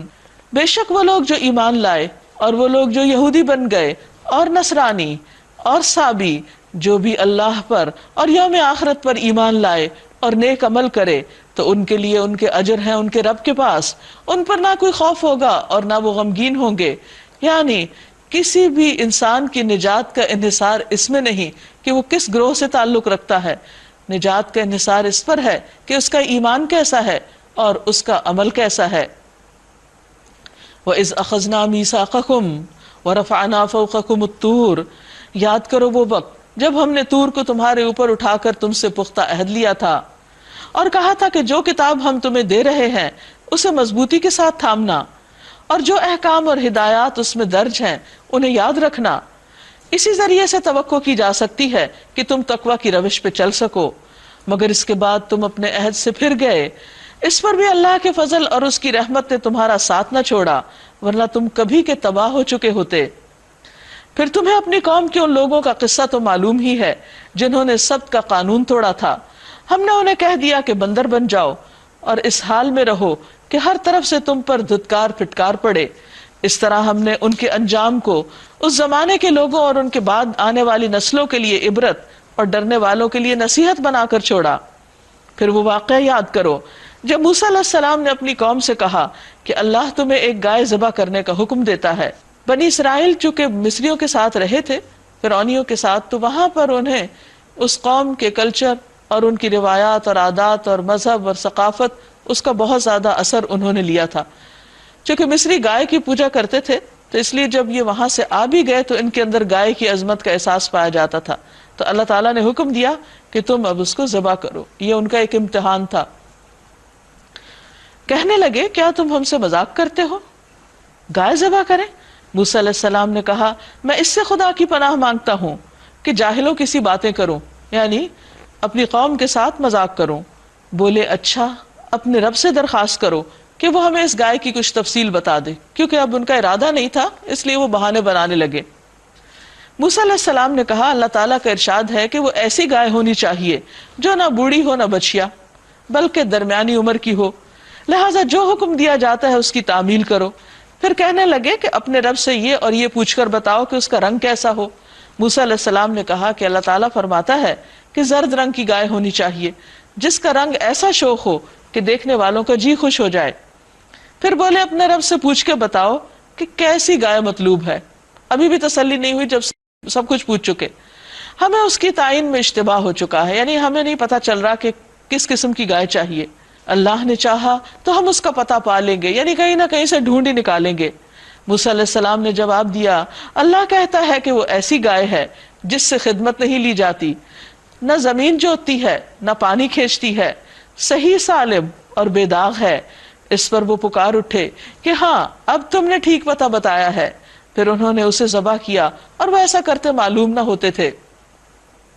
تو اس سے پتہ یہ چلتا ہے کہ جو شخص کام کرنا نہیں چاہتا وہ ہر بات کے اندر مین میخ نکالتا ہے، حجت بازی کرتا ہے، اور جسے کوئی کام کرنا ہوتا ہے وہ کوئی بھی کام سامنے آتا ہے تو بغیر کسی مشکل کے اسے کر ڈالتا ہے۔ بنی اسرائیل چونکہ یہ کام کرنا نہیں چاہتے تھے، اس لیے انہوں نے اپنے پیغمبر کے ساتھ طرح طرح کے سوال کر کے، بحث مباحثے کر کے اور بال کی کھال نکال کے اپنے کام کو خود ہی مشکل بنا لیا۔ اس لیے ایک حدیث میں آتا ہے کہ ہلاک المتنطعون، بال کی کھال اتارنے والے ہلاک ہوئے، یعنی وہ اپنے آپ کو مشکل میں ہی ڈالتے چلے جاتے ہیں۔ اب اتفاق یہ ہوا کہ جس وقت وہ گائے ذبح ہوئی وہاں ایک اور واقعہ بھی پیش آ گیا۔ بنی اسرائیل کو خوف یہ تھا کہ گائے ایک مقدس جانور ہے، اگر ہم نے ذبح کیا تو معلوم نہیں کیا عذاب آ جائے ہم پر، لیکن اس کا بالکل الٹا نتیجہ نکلا کہ وہاں پر ایک مالدار شخص تھا جس کی اپنی اولاد نہیں تھی اور اس کا وارث اس کا بھتیجا تھا۔ تو اس بھتیجے نے چچا کو قتل کر دیا اور کسی اور کے دروازے پہ ڈال دیا۔ اب پورے شہر میں ایک طوفان مچ گیا کہ یہ کس نے یہ کام کیا ہے۔ اب قاتل کا پتہ لگانے کے لیے انہوں نے ہر طرح کی کوششیں کی لیکن پتہ نہ چلا۔ تو اتنے میں اللہ تعالیٰ نے موسیٰ علیہ السلام پر وحی کی کہ ان کو بتاؤ کہ یہ گائے جو انہوں نے ذبح کی ہے اس کا ایک ٹکڑا مقتول کے جسم پر مارے۔ ہوا یہ کہ جب وہ گوشت مارا گیا اس کے جسم پر تو مقتول اٹھ کر بیٹھ گیا اور اس نے اپنے قاتل کا نام بتا دیا۔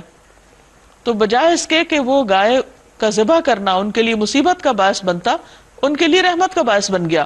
فرمایا اور تمہیں یاد ہے وہ واقعہ جب تم نے ایک شخص کی جان لی تھی، پھر اس کے بارے میں جھگڑنے لگے اور ایک دوسرے پہ قتل کا الزام تھوپنے لگے، اور اللہ نے فیصلہ کر لیا تھا کہ جو کچھ تم چھپاتے ہو اللہ اسے کھول کر رکھ دے گا۔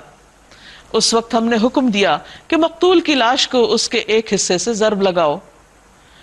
دیکھو اس طرح اللہ مردوں کو زندگی بخشتا ہے اور تمہیں اپنی نشانیاں دکھاتا ہے تاکہ تم سمجھو، یعنی جس طرح تمہارے سامنے دنیا میں مرا ہوا شخص زندہ ہو گیا اللہ کے حکم سے، مرنے کے بعد بھی قیامت کے دن لوگ اللہ کے حکم سے دوبارہ زندہ ہو جائیں گے، اور اس میں کچھ مشکل نہیں، کیونکہ بنی اسرائیل کا عقیدہ آخرت بھی بہت کمزور ہو گیا تھا۔ وہ اس بارے میں بھی شک کرنے لگے تھے کہ ہمارا کوئی آخرت کے دن حساب کتاب بھی ہوگا، تو اللہ تعالیٰ نے ایک معجزے کے ذریعے ان کو یہ بات سمجھائی۔ اور وہ تمہیں اپنی نشانیاں دکھاتا ہے تاکہ تم سمجھ جاؤ، مگر ایسی نشانیاں دیکھنے کے بعد بھی بالآخر تمہارے دل سخت ہو گئے۔ ثم قست قلوبکم، پھر تمہارے دل سخت ہو گئے، من بعد ذالک، اس واقعے کے بعد، سب کچھ دیکھنے کے باوجود تم نہ سمجھے تو تمہارا دل اور پتھر ہو گیا۔ فہی کالحجارہ، پھر وہ پتھروں کی طرح، او اشد قسوہ، یا پتھروں سے بھی زیادہ سخت۔ وَإِنَّ مِنَ الْحِجَارَةِ لَمَا يَتَفَجَّرُ مِنْهُ الْأَنْهَارُ، کیونکہ بعض پتھر ایسے ہوتے ہیں کہ ان سے جب وہ پھٹتے ہیں تو نہریں نکل پڑتی ہیں، چشمے بہہ جاتے ہیں۔ وَإِنَّ مِنْهَا لَمَا يَشَّقَّقُ فَيَخْرُجُ مِنْهُ الْمَاءُ، اور ان میں سے بعض ایسے ہوتے ہیں کہ جب وہ شق ہوتے ہیں تو اس میں سے پانی نکل آتا ہے۔ وَإِنَّ مِنْهَا لَمَا يَهْبِطُ مِنْ خَشْيَةِ اللَّهِ، اور اس میں سے بعض پتھر ایسے ہوتے ہیں کہ وہ اللہ کے خوف سے گر پڑتے ہیں، لینڈ سلائیڈنگ وغیرہ ہو جاتی ہے۔ وَمَا اللَّهُ بِغَافِلٍ عَمَّا تَعْمَلُونَ، اور اللہ اس سے غافل نہیں جو تم عمل کرتے ہو۔ اس سے ایک اور بات بھی پتہ چلتی ہے، اور وہ یہ کہ اللہ تعالیٰ نے پتھروں کے اندر بھی ایک سینس رکھی ہے، اور پتھر اللہ کا حکم مانتے ہیں، اللہ کے حکم سے پھٹ پڑتے ہیں، گر پڑتے ہیں، اللہ کی خشیت ہے ان کے اندر. لیکن جس انسان کا دل سخت ہو جاتا ہے اور پتھر سے بھی سخت ہو جاتا ہے تو جتنی بھی وہ نشانیاں دیکھ لے اس کا دل نرم نہیں پڑتا. ہاں اگر کوئی شخص اپنے ضمیر کے اندر سے اٹھنے والی آواز کو سن لے اور اس پر لبیک کہہ دے، اپنی انا کو ختم کر دے اور اللہ کی بات پر جھک جائے تو اللہ تعالیٰ اس کے لیے ہدایت کے دروازے کھول دیتا ہے، آسانی پیدا کر دیتا ہے. اور اللہ اس سے غافل نہیں، جو بھی تم کر رہے ہو سب تمہاری کوششیں، تمہارے کام اس کی نظر میں ہیں. افتطمعون ان یؤمنوا لکم، اے مسلمانوں کیا اب بھی تم ان سے یہ توقع رکھتے ہو کہ وہ تم پر ایمان لے آئیں گے، تمہاری بات مان لیں گے؟ حالانکہ ان میں سے ایک گروہ اللہ کا کلام سنتا ہے پھر وہ اس میں تحریف کر ڈالتا ہے. یعنی اہل کتاب کے دل سخت ہو گئے اور پیغمبر اسلام کو ماننے کی بجائے انہوں نے انکار کر دیا، کیونکہ ان کا حال یہ تھا کہ وہ اپنی کتابوں میں بھی رد و بدل کرتے تھے، اللہ کی کتابوں کے ساتھ ٹیمپرنگ کر رہے تھے. اور جو قوم اللہ کی کتاب کے ساتھ ایسا سلوک کرے پھر اس کو ہدایت کہاں سے ملے گی؟ من بعد ما عقلوہ، اس کے بعد کہ انہوں نے اس کو سمجھ لیا تھا، وہم یعلمون، اور وہ جانتے بوجھتے یہ کر رہے تھے. وَإِذَا لَقُوا الَّذِينَ آمَنُوا قَالُوا آمَنَّا، اور جب وہ ان لوگوں سے ملتے ہیں جو ایمان لائے تو کہتے ہیں ہم بھی ایمان لائے، یعنی منافقت ہے ان کے اندر. وَإِذَا خَلَا بَعْضُهُمْ إِلَىٰ بَعْضٍ، اور جب وہ آپس میں تخلیے میں ایک دوسرے سے ملاقات کرتے ہیں تو پھر کیا کہتے ہیں؟ کہتے ہیں کہ بے وقوف ہو گئے ہو، ان لوگوں کو وہ باتیں بتاتے ہو جو اللہ نے تم پر کھولی ہیں تاکہ تمہارے رب کے پاس تمہارے مقابلے میں انہیں حجت میں پیش کریں، یعنی کل قیامت کے دن جا کر تمہارے خلاف گواہی دیں. اور کیا یہ جانتے نہیں کہ جو کچھ یہ چھپاتے ہیں اور جو کچھ ظاہر کرتے ہیں اللہ کو سب باتوں کی خبر ہے؟ ان میں ایک دوسرا گروہ امیوں کا ہے، یعنی ایک تو پڑھے لکھے لوگ ہیں، ان کے علماء ہیں، ان کا کردار یہ ہے، اور دوسرے جو عوام ہیں، ان پڑھ ہیں، لا یعلمون الکتاب، وہ کتاب کو جانتے ہی نہیں، الا امانی، مگر وہ اپنی خواہشات میں جیتے ہیں. یعنی ان کے پاس صحیح علم نہیں، بس انہوں نے اپنی نجات کے کچھ آسان نسخے تلاش کر رکھے ہیں اور محض وہم و گمان پر چلے جا رہے ہیں. بس ہلاکت اور تباہی ہے ان لوگوں کے لیے جو اپنے ہاتھوں سے کتاب لکھتے ہیں اور پھر کہتے ہیں یہ اللہ کی طرف سے ہے، یعنی اپنی باتوں کو اللہ کی بات بنا کر پیش کرتے ہیں. اور یہ کیوں کرتے ہیں؟ تاکہ اس کے معاوضے میں تھوڑا سا فائدہ حاصل کر لیں. ان کے ہاتھوں کا یہ لکھا بھی ان کے لیے تباہی کا سامان ہے اور ان کی یہ کمائی بھی ان کے لیے موجب ہلاکت ہے، انہیں اس کا کچھ فائدہ نہ ہوگا. وہ کہتے ہیں کہ دوزخ کی آگ ہمیں ہرگز نہ چھوئے گی الا یہ کہ چند دن کی سزا مل جائے تو مل جائے. ان سے پوچھو کیا تم نے اللہ سے کوئی عہد لے رکھا ہے جس کی خلاف ورزی وہ نہیں کر سکتا، یا بات یہ ہے کہ تم اللہ کے ذمے ڈال کر ایسی باتیں کہہ دیتے ہو جن کے متعلق تمہیں علم نہیں کہ اس نے ان کا ذمہ لیا ہے. آخر تمہیں دوزخ کی آگ کیوں نہ چھوئے گی؟ جو بھی برا کرے گا، بلا من کسب سیئۃ واحاطت بہ خطیئتہ، جو بھی برا کرے گا اور وہ اپنی خطا کاری کے چکر میں پڑا رہے گا، فاولئک اصحاب النار، تو یہ لوگ آگ کے ساتھی ہیں، ہم فیہا خالدون، اس میں وہ ہمیشہ رہنے والے ہیں. یعنی جو لوگ برائی کر کے اس سے باز نہ آئیں، توبہ نہ کریں اور اسی کے چکر میں رہیں اور اسی میں ان کی موت آ جائے تو پھر وہ آگ سے بچ نہیں سکتے. والذین آمنوا وعملوا الصالحات اولئک اصحاب الجنہ ہم فیہا خالدون، اور وہ لوگ جو ایمان لائے اور جنہوں نے اچھے اچھے کام کیے یہی لوگ جنت والے ہیں، وہ اس میں ہمیشہ رہیں گے. اب یہاں بنی اسرائیل سے ایک عہد لیا گیا، وَإِذْ أَخَذْنَا مِيثَاقَ بَنِي إِسْرَائِيلَ لَا تَعْبُدُونَ إِلَّا اللَّهَ، اور جب ہم نے بنی اسرائیل سے پکا عہد لیا، کس چیز کا؟ کہ اللہ کے سوا کسی کی عبادت نہ کرنا.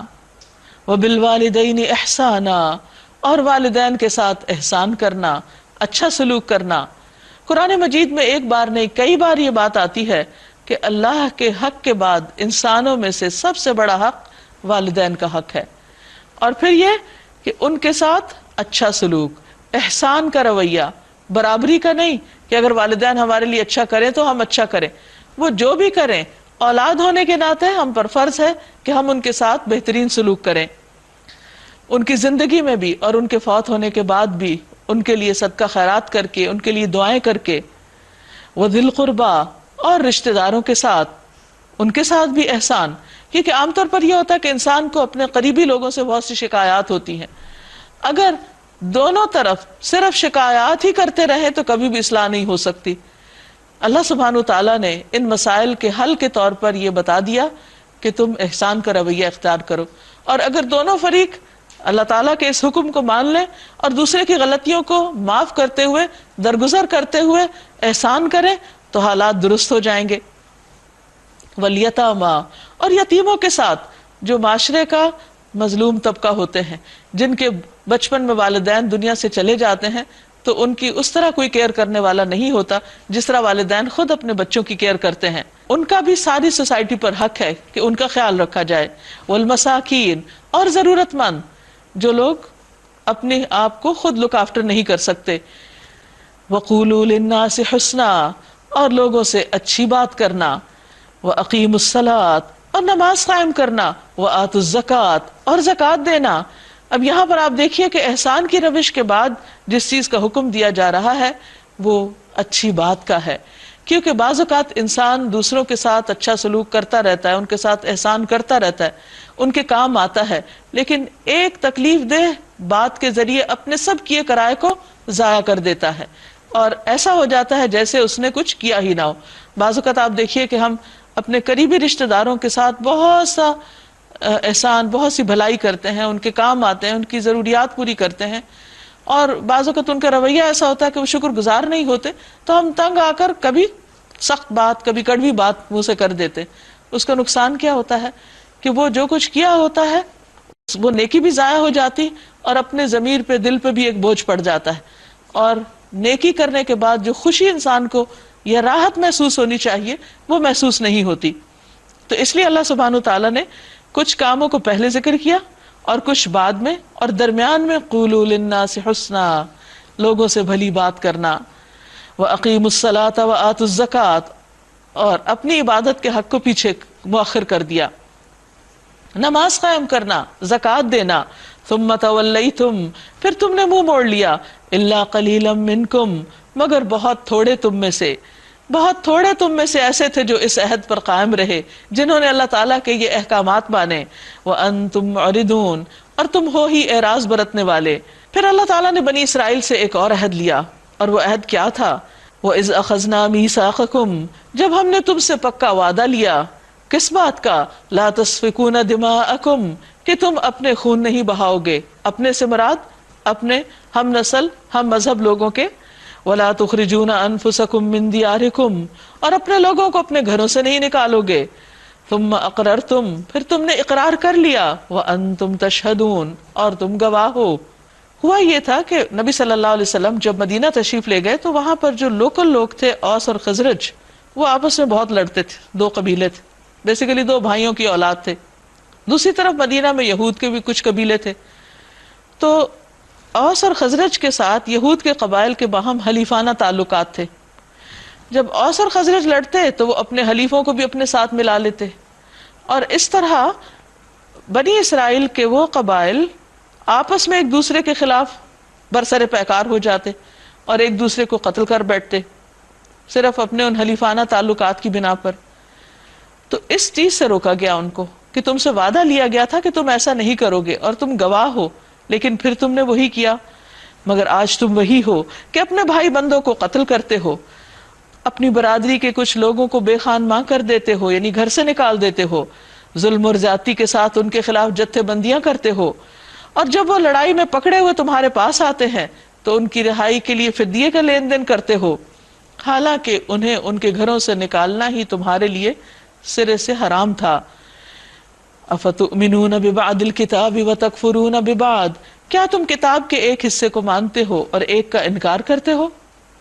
یعنی ایک حصے کا اقرار کہ جب اللہ تعالیٰ نے کہا کہ تم قتل نہیں کرنا اور گھروں سے نہیں نکالنا، اور پھر ایک کا انکار کہ تم نے وہی انکار کیا اور پھر جب ان کو چھڑانے کا وقت آیا تو کتاب کے مطابق ہی فدیے کے لین دین کیا، یعنی کچھ چیزوں کو مانا اور کچھ کو نہیں مانا.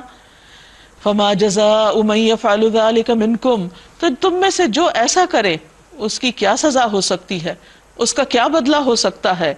الا خزي في الحیات الدنیا، مگر دنیا کی زندگی میں بھی رسوائی، دنیا میں بھی ذلت. وَيَوْمَ الْقِيَامَةِ يُرَدُّونَ إِلَىٰ أَشَدِّ الْعَذَابِ، اور قیامت کے دن تم سخت عذاب کی طرف پھیرے جاؤ گے. وَمَا اللَّهُ بِغَافِلٍ عَمَّا تَعْمَلُونَ، اور اللہ اس سے غافل نہیں جو تم عمل کر رہے ہو. أُولَٰئِكَ الَّذِينَ اشْتَرَوُا الْحَيَاةَ الدُّنْيَا بِالْآخِرَةِ، یہ وہ لوگ ہیں جنہوں نے آخرت بیچ کر دنیا کی زندگی خرید لی. فَلَا يُخَفَّفُ عَنْهُمُ الْعَذَابُ، ان سے عذاب ہلکا نہ کیا جائے گا. وَلَا هُمْ يُنصَرُونَ، اور نہ ان کو کوئی مدد دی جائے گی. وَلَقَدْ آتَيْنَا مُوسَى الْكِتَابَ وَقَفَّيْنَا مِن بَعْدِهِ بِالرُّسُلِ، ہم نے موسیٰ علیہ السلام کو کتاب دی، اس کے بعد پے در پے رسول بھیجے. آخر کار عیسیٰ ابن مریم کو روشن نشانیاں دے کر بھیجا اور روح پاک سے اس کی مدد کی. پھر تمہارا یہ کیا طریقہ ہے کہ جب بھی کوئی رسول تمہاری نفسانی خواہشات کے خلاف کوئی چیز لے کر تمہارے پاس آیا تو تم نے اس کے مقابلے میں سرکشی کی کہ ہم نے یہ بات مانتے، کیونکہ وہ ان کے طور طریقوں اور ان کی مرضی اور خواہشات کے خلاف تھی. کسی کو جھٹلایا اور کسی کو قتل کر دیا، یعنی وہ خود کو نہیں بدلنا چاہتے تھے لیکن جبراً پیغمبر ہی کو ختم کر دینا چاہتے تھے. وہ کہتے ہیں کہ ہمارے دل محفوظ ہیں. وقالوا قلوبنا غلف، یعنی ہم پر کوئی بات اثر نہیں کرتی. اصل بات یہ ہے کہ ان کے کفر کی وجہ سے ان پر اللہ کی پھٹکار پڑی ہے، اس لیے وہ کم ہی ایمان لاتے ہیں. اب جو ایک کتاب اللہ کی طرف سے ان کے پاس آئی ہے اس کے ساتھ ان کا کیا برتاؤ ہے، باوجود اس کے کہ وہ کتاب اس کی تصدیق کرتی ہے جو ان کے پاس پہلے سے موجود تھی، باوجود کہ اس کی آمد سے پہلے وہ خود کفار کے مقابلے میں فتح و نصرت کی دعائیں مانگا کرتے تھے. مگر جب وہ چیز آ گئی جسے وہ پہچان بھی گئے تو انہوں نے اسے ماننے سے انکار کر دیا. خدا کی لعنت ان منکرین پر، کیسا برا ذریعہ ہے جس سے یہ اپنے نفس کی تسلی حاصل کرتے ہیں کہ جو ہدایت اللہ نے نازل کی ہے اس کو قبول کرنے سے صرف اس ضد کی بنا پر انکار کر رہے ہیں کہ اللہ نے اپنے فضل سے اپنے جس بندے کو خود چاہا نوازا، لہٰذا اب یہ غضب بالائے غضب کے مستحق ہو گئے، اور ایسے کافروں کے لیے سخت ذلت آمیز سزا مقرر ہے. اور جب ان سے کہا جاتا ہے کہ جو کچھ اللہ نے نازل کیا ہے اس پر ایمان لاؤ تو وہ کہتے ہیں ہم تو صرف اسی چیز پر ایمان لاتے ہیں جو ہمارے ہاں یعنی نسل بنی اسرائیل میں اتری ہے. اس دائرے کے باہر جو کچھ آیا ہے اسے وہ ماننے سے انکار کرتے ہیں، حالانکہ وہ حق ہے اور اس تعلیم کی تصدیق اور تائید کر رہا ہے جو ان کے ہاں پہلے سے موجود تھی. اچھا ان سے کہو اگر تم اس تعلیم پر ایمان رکھنے والے ہو جو تمہارے ہاں آئی تھی تو اس سے پہلے اللہ کے ان پیغمبروں کو جو خود بنی اسرائیل میں ہی پیدا ہوئے تھے کیوں قتل کرتے رہے؟ تمہارے پاس موسیٰ کیسی کیسی روشن نشانیوں کے ساتھ آئے، پھر بھی تم ایسے ظالم تھے کہ اس کی پیٹھ موڑتے ہی بچڑے کو معبود بنا بیٹھے، یعنی جب وہ کوہ طور پر گئے. پھر ذرا اس میثاق کو یاد کرو، اس وعدے کو یاد کرو جو طور کو تمہارے اوپر اٹھا کر ہم نے تم سے لیا تھا. ہم نے تاکید کی تھی کہ جو ہدایات ہم دے رہے ہیں ان کی سختی کے ساتھ پابندی کرو اور کان لگا کر سنو. تمہارے اسلاف نے کہا کہ ہم نے سن لیا مگر مانیں گے نہیں، اور ان کی باطل پرستی کا حال یہ تھا کہ دلوں میں ان کے بچڑا ہی بسا ہوا تھا. کہو اگر تم مومن ہو تو یہ عجیب ایمان ہے جو ایسی بری حرکتوں کا تمہیں حکم دیتا ہے.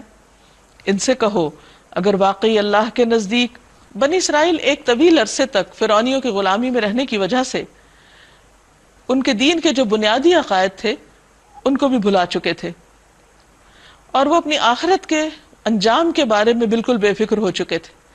ان کا خیال یہ تھا کہ ہم جو کچھ بھی کریں چونکہ ہم نسل بنی اسرائیل سے ہیں اس لیے ہمارا انجام اچھا ہی ہوگا.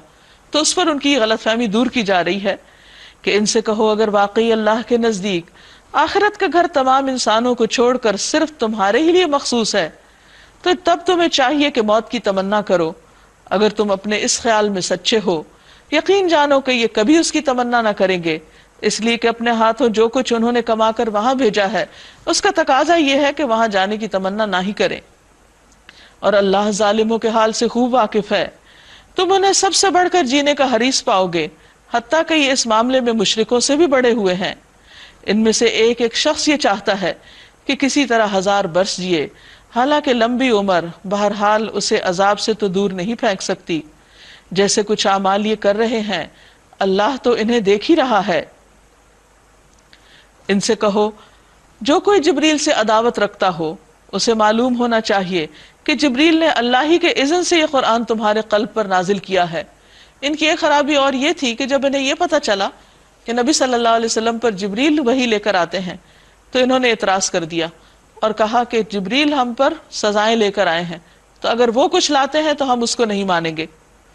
ان سے کہو جو کوئی جبریل سے عداوت رکھتا ہو، دشمنی رکھتا ہو، اسے معلوم ہونا چاہیے کہ جبریل نے اللہ ہی کے اذن سے یہ قرآن تمہارے قلب پر نازل کیا ہے، جو پہلے آئی ہوئی کتابوں کی تصدیق اور تائید کرتا ہے، اور ایمان لانے والوں کے لیے ہدایت اور کامیابی کی بشارت بن کر آیا ہے۔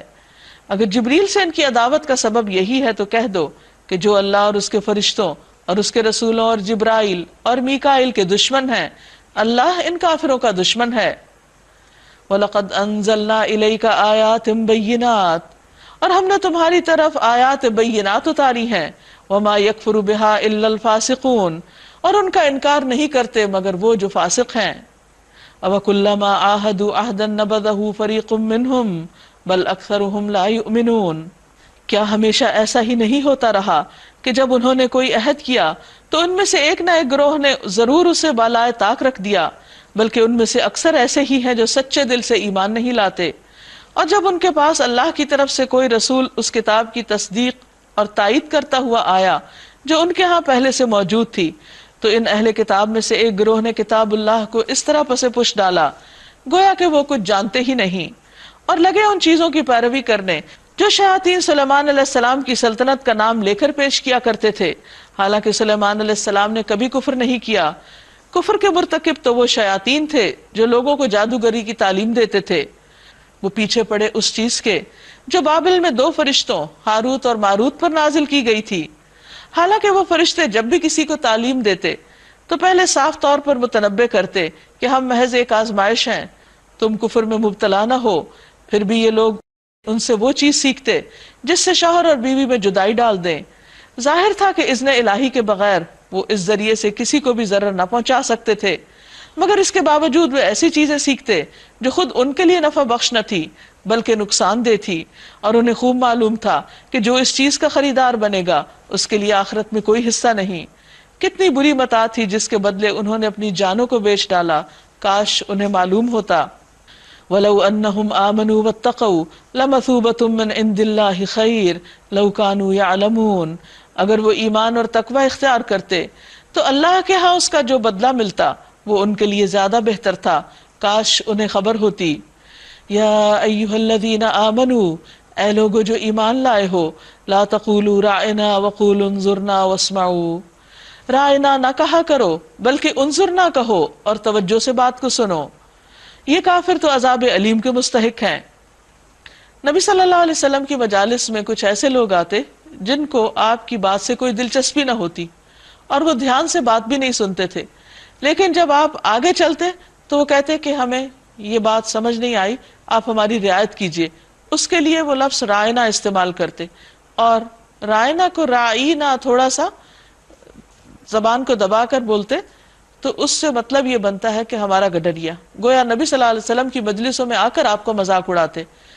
تو اللہ سبحانہ وتعالیٰ تو چونکہ دلوں کے حال جانتا ہے، ان کی شرارتوں کا علم تھا اس کو، تو اللہ تعالیٰ نے صحابہ کرام کو جو نبی صلی اللہ علیہ وسلم کے لیے یہ لفظ صحیح معنوں میں بولتے تھے ان کو منع کر دیا کہ تم یہ لفظ کا استعمال چھوڑ دو، اور جو ایسی حرکتیں کرتے ہیں ان کے ہاں ان کے لیے اللہ کی پکڑ ہے۔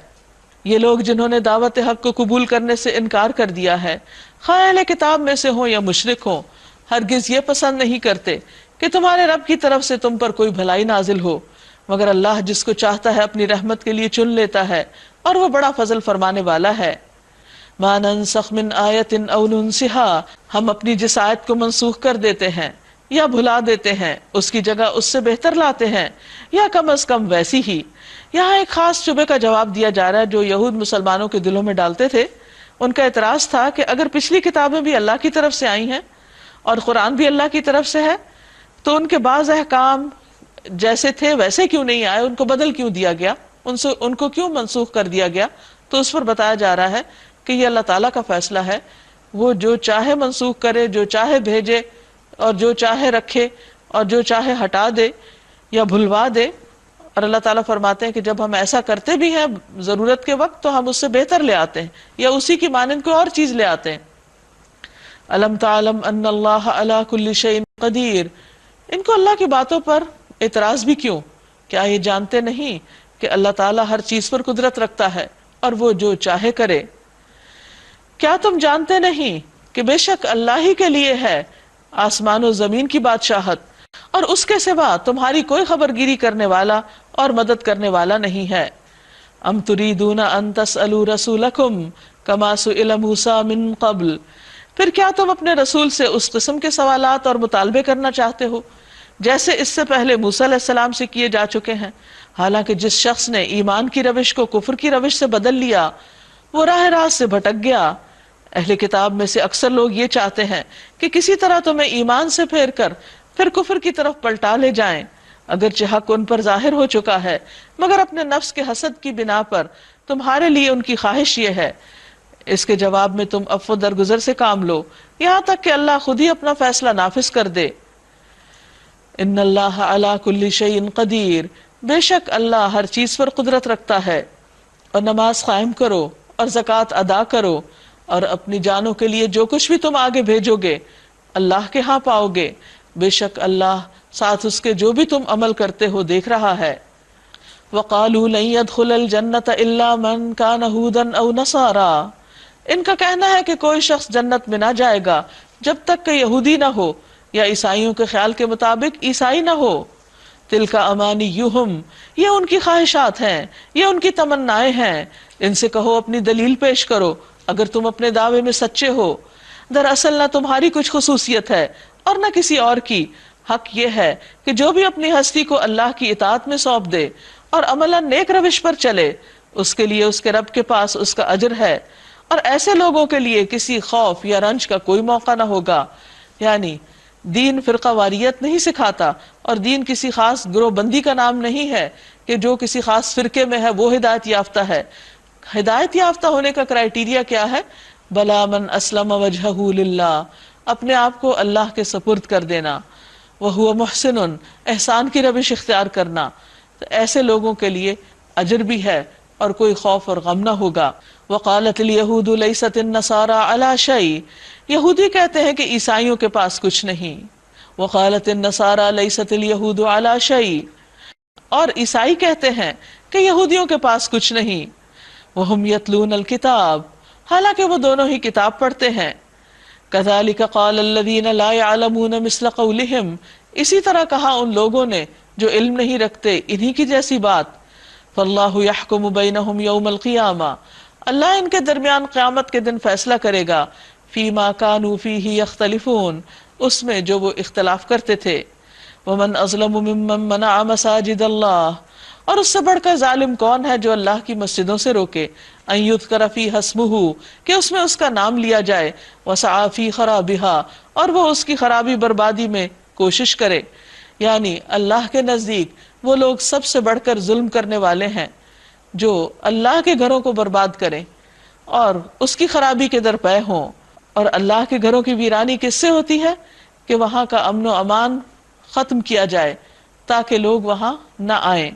اولئک ما کان لہم ان یدخلوہا الا خائفین، یہ وہ لوگ ہیں کہ ان کے لیے جائز نہ تھا مگر یہ کہ اس میں اللہ سے ڈرتے ہوئے داخل ہوں۔ لہم فی الدنیا خزی، ان کے لیے دنیا میں بھی رسوائی ہے، یعنی جو اللہ کی مسجدوں کو آباد نہ کریں۔ وَلَهُمْ فِي الْآخِرَةِ عَذَابٌ عَظِيمٌ، اور ان کے لیے آخرت میں بھی بہت بڑا عذاب ہے۔ وَلِلَّهِ الْمَشْرِقُ وَالْمَغْرِبُ، اور اللہ ہی کے لیے ہے مشرق اور مغرب۔ فَأَيْنَمَا تُوَلُّوا فَثَمَّ وَجْهُ اللَّهِ، تو جہاں بھی تم ہوگے وہیں اللہ کی ذات ہے۔ إِنَّ اللَّهَ وَاسِعٌ عَلِيمٌ، بے شک اللہ وسعت والا علم والا ہے۔ ان کا قول ہے کہ اللہ نے کسی کو بیٹا بنا لیا، اللہ پاک ہے ان باتوں سے۔ اصل حقیقت یہ ہے کہ زمین اور آسمان کی تمام موجودات اس کی ملک ہیں، سب کے سب اس کے مطیع فرمان ہیں۔ وہ آسمانوں اور زمین کا مجد ہے، اور جس بات کا وہ فیصلہ کرتا ہے اس کے لیے بس یہ حکم دیتا ہے کہ ہو جا، اور وہ ہو جاتی ہے۔ وقال الذین لا يعلمون لولا يكلمنا اللہ، نادان کہتے ہیں کہ اللہ ہم سے خود بات کیوں نہیں کرتا، یا کوئی نشانی ہمارے پاس کیوں نہیں آتی۔ ایسی ہی باتیں ان سے پہلے لوگ بھی کیا کرتے تھے، ان سب اگلے پچھلے گمراہوں کی ذہنیتیں ایک ہی جیسی ہیں۔ یقین لانے والوں کے لیے تو ہم نشانیاں صاف صاف نمایاں کر چکے ہیں، اس سے بڑھ کر نشانی اور کیا ہوگی کہ ہم نے تم کو علم حق کے ساتھ خوشخبری دینے والا اور ڈرانے والا بنا کر بھیجا۔ اب جو لوگ جہنم سے رشتہ جوڑ چکے ہیں ان کی طرف سے تم ذمہ دار اور جواب دہ نہیں ہو۔ یہودی اور عیسائی تم سے راضی نہ ہوں گے جب تک تم ان کے طریقے پر نہ چلنے لگو۔ صاف کہہ دو، قل ان ھدی اللہ ھو الھدی، بے شک اللہ کی ہدایت ہی دراصل ہدایت ہے۔ اصل ہدایت وہی ہے جو اللہ کی طرف سے آئی ہے، ورنہ اگر اس علم کے بعد جو تمہارے پاس آ چکا ہے تم نے ان کی خواہشات کی پیروی کی تو اللہ کی پکڑ سے بچانے والا کوئی دوست اور مددگار تمہارے لیے نہ ہوگا۔ یعنی جس کے پاس کتاب کا علم آ جائے پھر وہ اس کو چھوڑ کر اپنی خواہشات کے پیچھے چلے تو وہ اپنی جان پہ ظلم کرنے والا ہے۔ الذین آتیناہم الکتاب یتلونہ حق تلاوتہ اولئک یؤمنون بہ، وہ لوگ جن کو ہم نے کتاب دی وہ اس کو اس طرح پڑھتے ہیں جیسے اس کو پڑھنے کا حق ہے، یعنی صحیح ادائیگی کے ساتھ اور باقاعدہ سمجھ کر غور و فکر کر کے۔ یہی لوگ دراصل اس پر ایمان لاتے ہیں، اور جو اس کا انکار کرے گا وہی دراصل خسارہ پانے والے ہیں۔ یعنی انسانوں کی کامیابی کا انحصار کس پر ہے کہ وہ اللہ کی کتاب کے ساتھ درست تعلق قائم کریں۔ یا بنی اسرائیل اذکروا نعمتی التی انعمت علیکم، اے بنی اسرائیل یاد کرو میری وہ نعمت جو میں نے تم کو عطا کی تھی، اور یہ کہ میں نے تمہیں دنیا کی تمام قوموں پر فضیلت دی۔ اور ڈرو اس دن سے جب کوئی ذرا بھی کسی کے کام نہ آئے گا، نہ کسی سے فدیہ قبول کیا جائے گا، نہ کوئی سفارشی آدمی کو فائدہ دے گی، اور نہ مجرموں کو کہیں سے کوئی مدد پہنچ سکے گی۔ یعنی ہر شخص اپنے کیے کا خود ذمہ دار ہوگا۔ وَإِذِ ابْتَلَىٰ إِبْرَاهِيمَ رَبُّهُ بِكَلِمَاتٍ فَأَتَمَّهُنَّ، یاد کرو جب ابراہیم علیہ السلام کو اس کے رب نے چند باتوں میں آزمایا تھا۔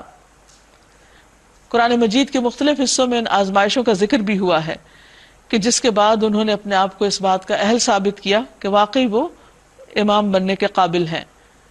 قال انی جاعلک للناس اماما، جب انہوں نے سارے ٹیسٹ پاس کر لیے تو اللہ تعالیٰ نے فرمایا کہ میں تمہیں لوگوں کا امام بنانے والا ہوں۔ قال ومن ذریتی، ابراہیم علیہ السلام نے عرض کیا اور میری اولاد میں سے۔ قال لا ینال عہد الظالمین، تو اللہ تعالیٰ نے فرمایا کہ میرا وعدہ ظالموں کے لیے نہیں۔ اور یہ کہ ہم نے اس گھر کعبہ کو لوگوں کے لیے مرکز اور امن کی جگہ قرار دیا، اور لوگوں کو حکم دیا تھا کہ ابراہیم جہاں عبادت کے لیے کھڑے ہوتے ہیں اس مقام کو مستقل جائے نماز بنا لو، اور ابراہیم اور اسماعیل علیہ السلام کو تاکید کی کہ میرے اس گھر کو طواف اور اعتکاف اور رکوع اور سجدہ کرنے والوں کے لیے پاک رکھو۔ اور یہ کہ ابراہیم علیہ السلام نے دعا کی، اے میرے رب اس شہر کو امن کا شہر بنا دے، اور اس کے باشندوں میں سے جو اللہ اور آخرت کو مانے انہیں ہر قسم کے پھلوں کا رزق دے۔ جواب میں اس کے رب نے فرمایا، اور جو نہ مانے گا دنیا کی چند روزہ زندگی کا سامان تو میں اسے بھی دوں گا، مگر آخر کار اسے عذاب جہنم کی طرف گھسیٹوں گا، اور وہ بدترین ٹھکانہ ہے۔ وَإِذْ يَرْفَعُ إِبْرَاهِيمُ الْقَوَاعِدَ مِنَ الْبَيْتِ وَإِسْمَاعِيلُ، اور یاد کرو ابراہیم اور اسماعیل علیہ السلام جب اس گھر کی دیواریں اٹھا رہے تھے، یعنی خانہ کعبہ کی تعمیر کر رہے تھے، تو دعا کرتے جا رہے تھے، ربنا تقبل منا، اے ہمارے رب تو ہم سے قبول کر لے۔ یعنی اتنا بڑا کام اور اتنی محبت اور محنت سے کرنے کے بعد ان کو فکر کس بات کی ہے کہ اللہ تعالیٰ اسے قبول فرما لے۔ انک انت السمیع العلیم، بے شک تو سننے والا جاننے والا ہے۔ ربنا وجعلنا مسلمین لک، اور اے ہمارے رب تو ہمیں اپنا فرما بردار بنا لے۔ ومن ذریتنا امۃ مسلمۃ لک، اور ہماری اولاد میں سے بھی مسلمان امت، فرما بردار امت۔ وارنا مناسکنا وتب علینا، اور ہمیں ہمارے حج کے طور طریقے سکھا دے اور تو ہم پر مہربان ہو جا۔ انک انت التواب الرحیم، بے شک تو توبہ قبول کرنے والا مہربان ہے۔ ربنا وابعث فیہم رسولا منہم، اور انہوں نے یہ دعا بھی مانگی کہ اے ہمارے رب ان میں سے ایک رسول بھیج، یعنی میری اس اولاد میں سے ایک رسول مبعوث کر۔ کیا کرے وہ رسول؟ یتلو علیہم آیاتک، ان پر تیری آیات پڑھے، ویعلمہم الکتاب والحکمہ، ان کو کتاب اور حکمت کی تعلیم دے، ویزکیہم، اور ان کا تزکیہ کرے۔ انک انت العزیز الحکیم، بے شک تو زبردست حکمت والا ہے۔ یہ تھا ابراہیم علیہ السلام کا طریقہ، اور یہ تھی ان کی دعائیں، اور یہ تھی ان کی خواہشات اور تمنائیں اپنے بارے میں اور اپنی اولاد کے بارے میں۔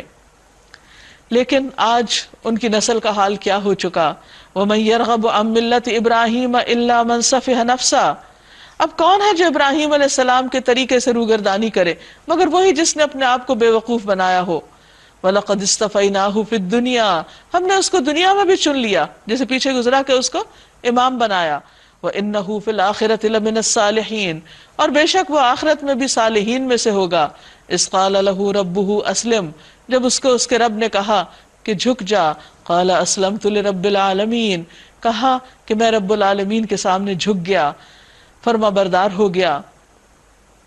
وَوَصَّى بِهَا إِبْرَاهِيمُ بَنِيهِ وَيَعْقُوبُ، اور اسی بات کی وصیت ابراہیم علیہ السلام نے اپنے بیٹوں کو کی، اور یعقوب علیہ السلام نے بھی اپنی اولاد کو یہی نصیحت کی. کیا کہا؟ یا بنی ان اللہ اصطفیٰ لکم الدین، اے میرے بچوں، اللہ نے تمہارے لیے دین کو منتخب کر لیا. فلا تموتن الا وانتم مسلمون، اور تمہیں موت نہ آئے مگر اس حال میں کہ تم مسلمان ہو. ام کنتم شہداء، یا تم اس وقت حاضر تھے، اذ حضر یعقوب الموت، جب یعقوب علیہ السلام کو موت آئی، ان کی وفات کا وقت قریب آیا. اذ قال لبنیہ، جب انہوں نے اپنے بچوں سے کہا، ما تعبدون من بعدی، تم میرے بعد کس کی عبادت کرو گے؟ قالوا نعبد الہک و الہ آبائک، انہوں نے سب نے کہا کہ ہم تیرے الہ اور تیرے آباء و اجداد ابراہیم و اسماعیل و اسحاق، ابراہیم، اسماعیل اور اسحاق کے الہ کی، الہ واحدہ، جو ایک ہی الہ ہے، اس کی عبادت کریں گے. وَنَحْنُ لَهُ مُسْلِمُونَ، اور ہم اسی کے فرما بردار ہیں. تِلْكَ أُمَّةٌ قَدْ خَلَتْ، یہ ایک جماعت ہے جو گزر چکی، لَهَا مَا كَسَبَتْ، ان کے لیے ہے جو انہوں نے کمائی کی، وَلَكُمْ مَا كَسَبْتُمْ، اور تمہارے لیے جو تم نے کمائی کی، وَلَا تُسْأَلُونَ عَمَّا كَانُوا يَعْمَلُونَ، اور تم سے پوچھا نہ جائے گا اس بارے میں جو وہ کرتے رہے. وَقَالُوا كُونُوا هُودًا أَوْ نَصَارَىٰ تَهْتَدُوا، اور ان کا کہنا یہ ہے کہ یہودی بن جاؤ یا عیسائی بن جاؤ، یعنی کسی فرقے کو جوائن کر لو تو ہدایت پاؤ گے. قُلْ بَلْ مِلَّةَ إِبْرَاهِيمَ حَنِيفًا، آپ کہہ دیجئے بلکہ ابراہیم علیہ السلام کا طریقہ جو یکسو تھے، وَمَا كَانَ مِنَ الْمُشْرِكِينَ، اور وہ مشرکین میں سے نہ تھے. قولوا، تم سب مل کر کہو، آمنا باللہ وما انزل الینا، ہم سب اللہ پر ایمان لائے اور جو ہماری طرف نازل کیا گیا.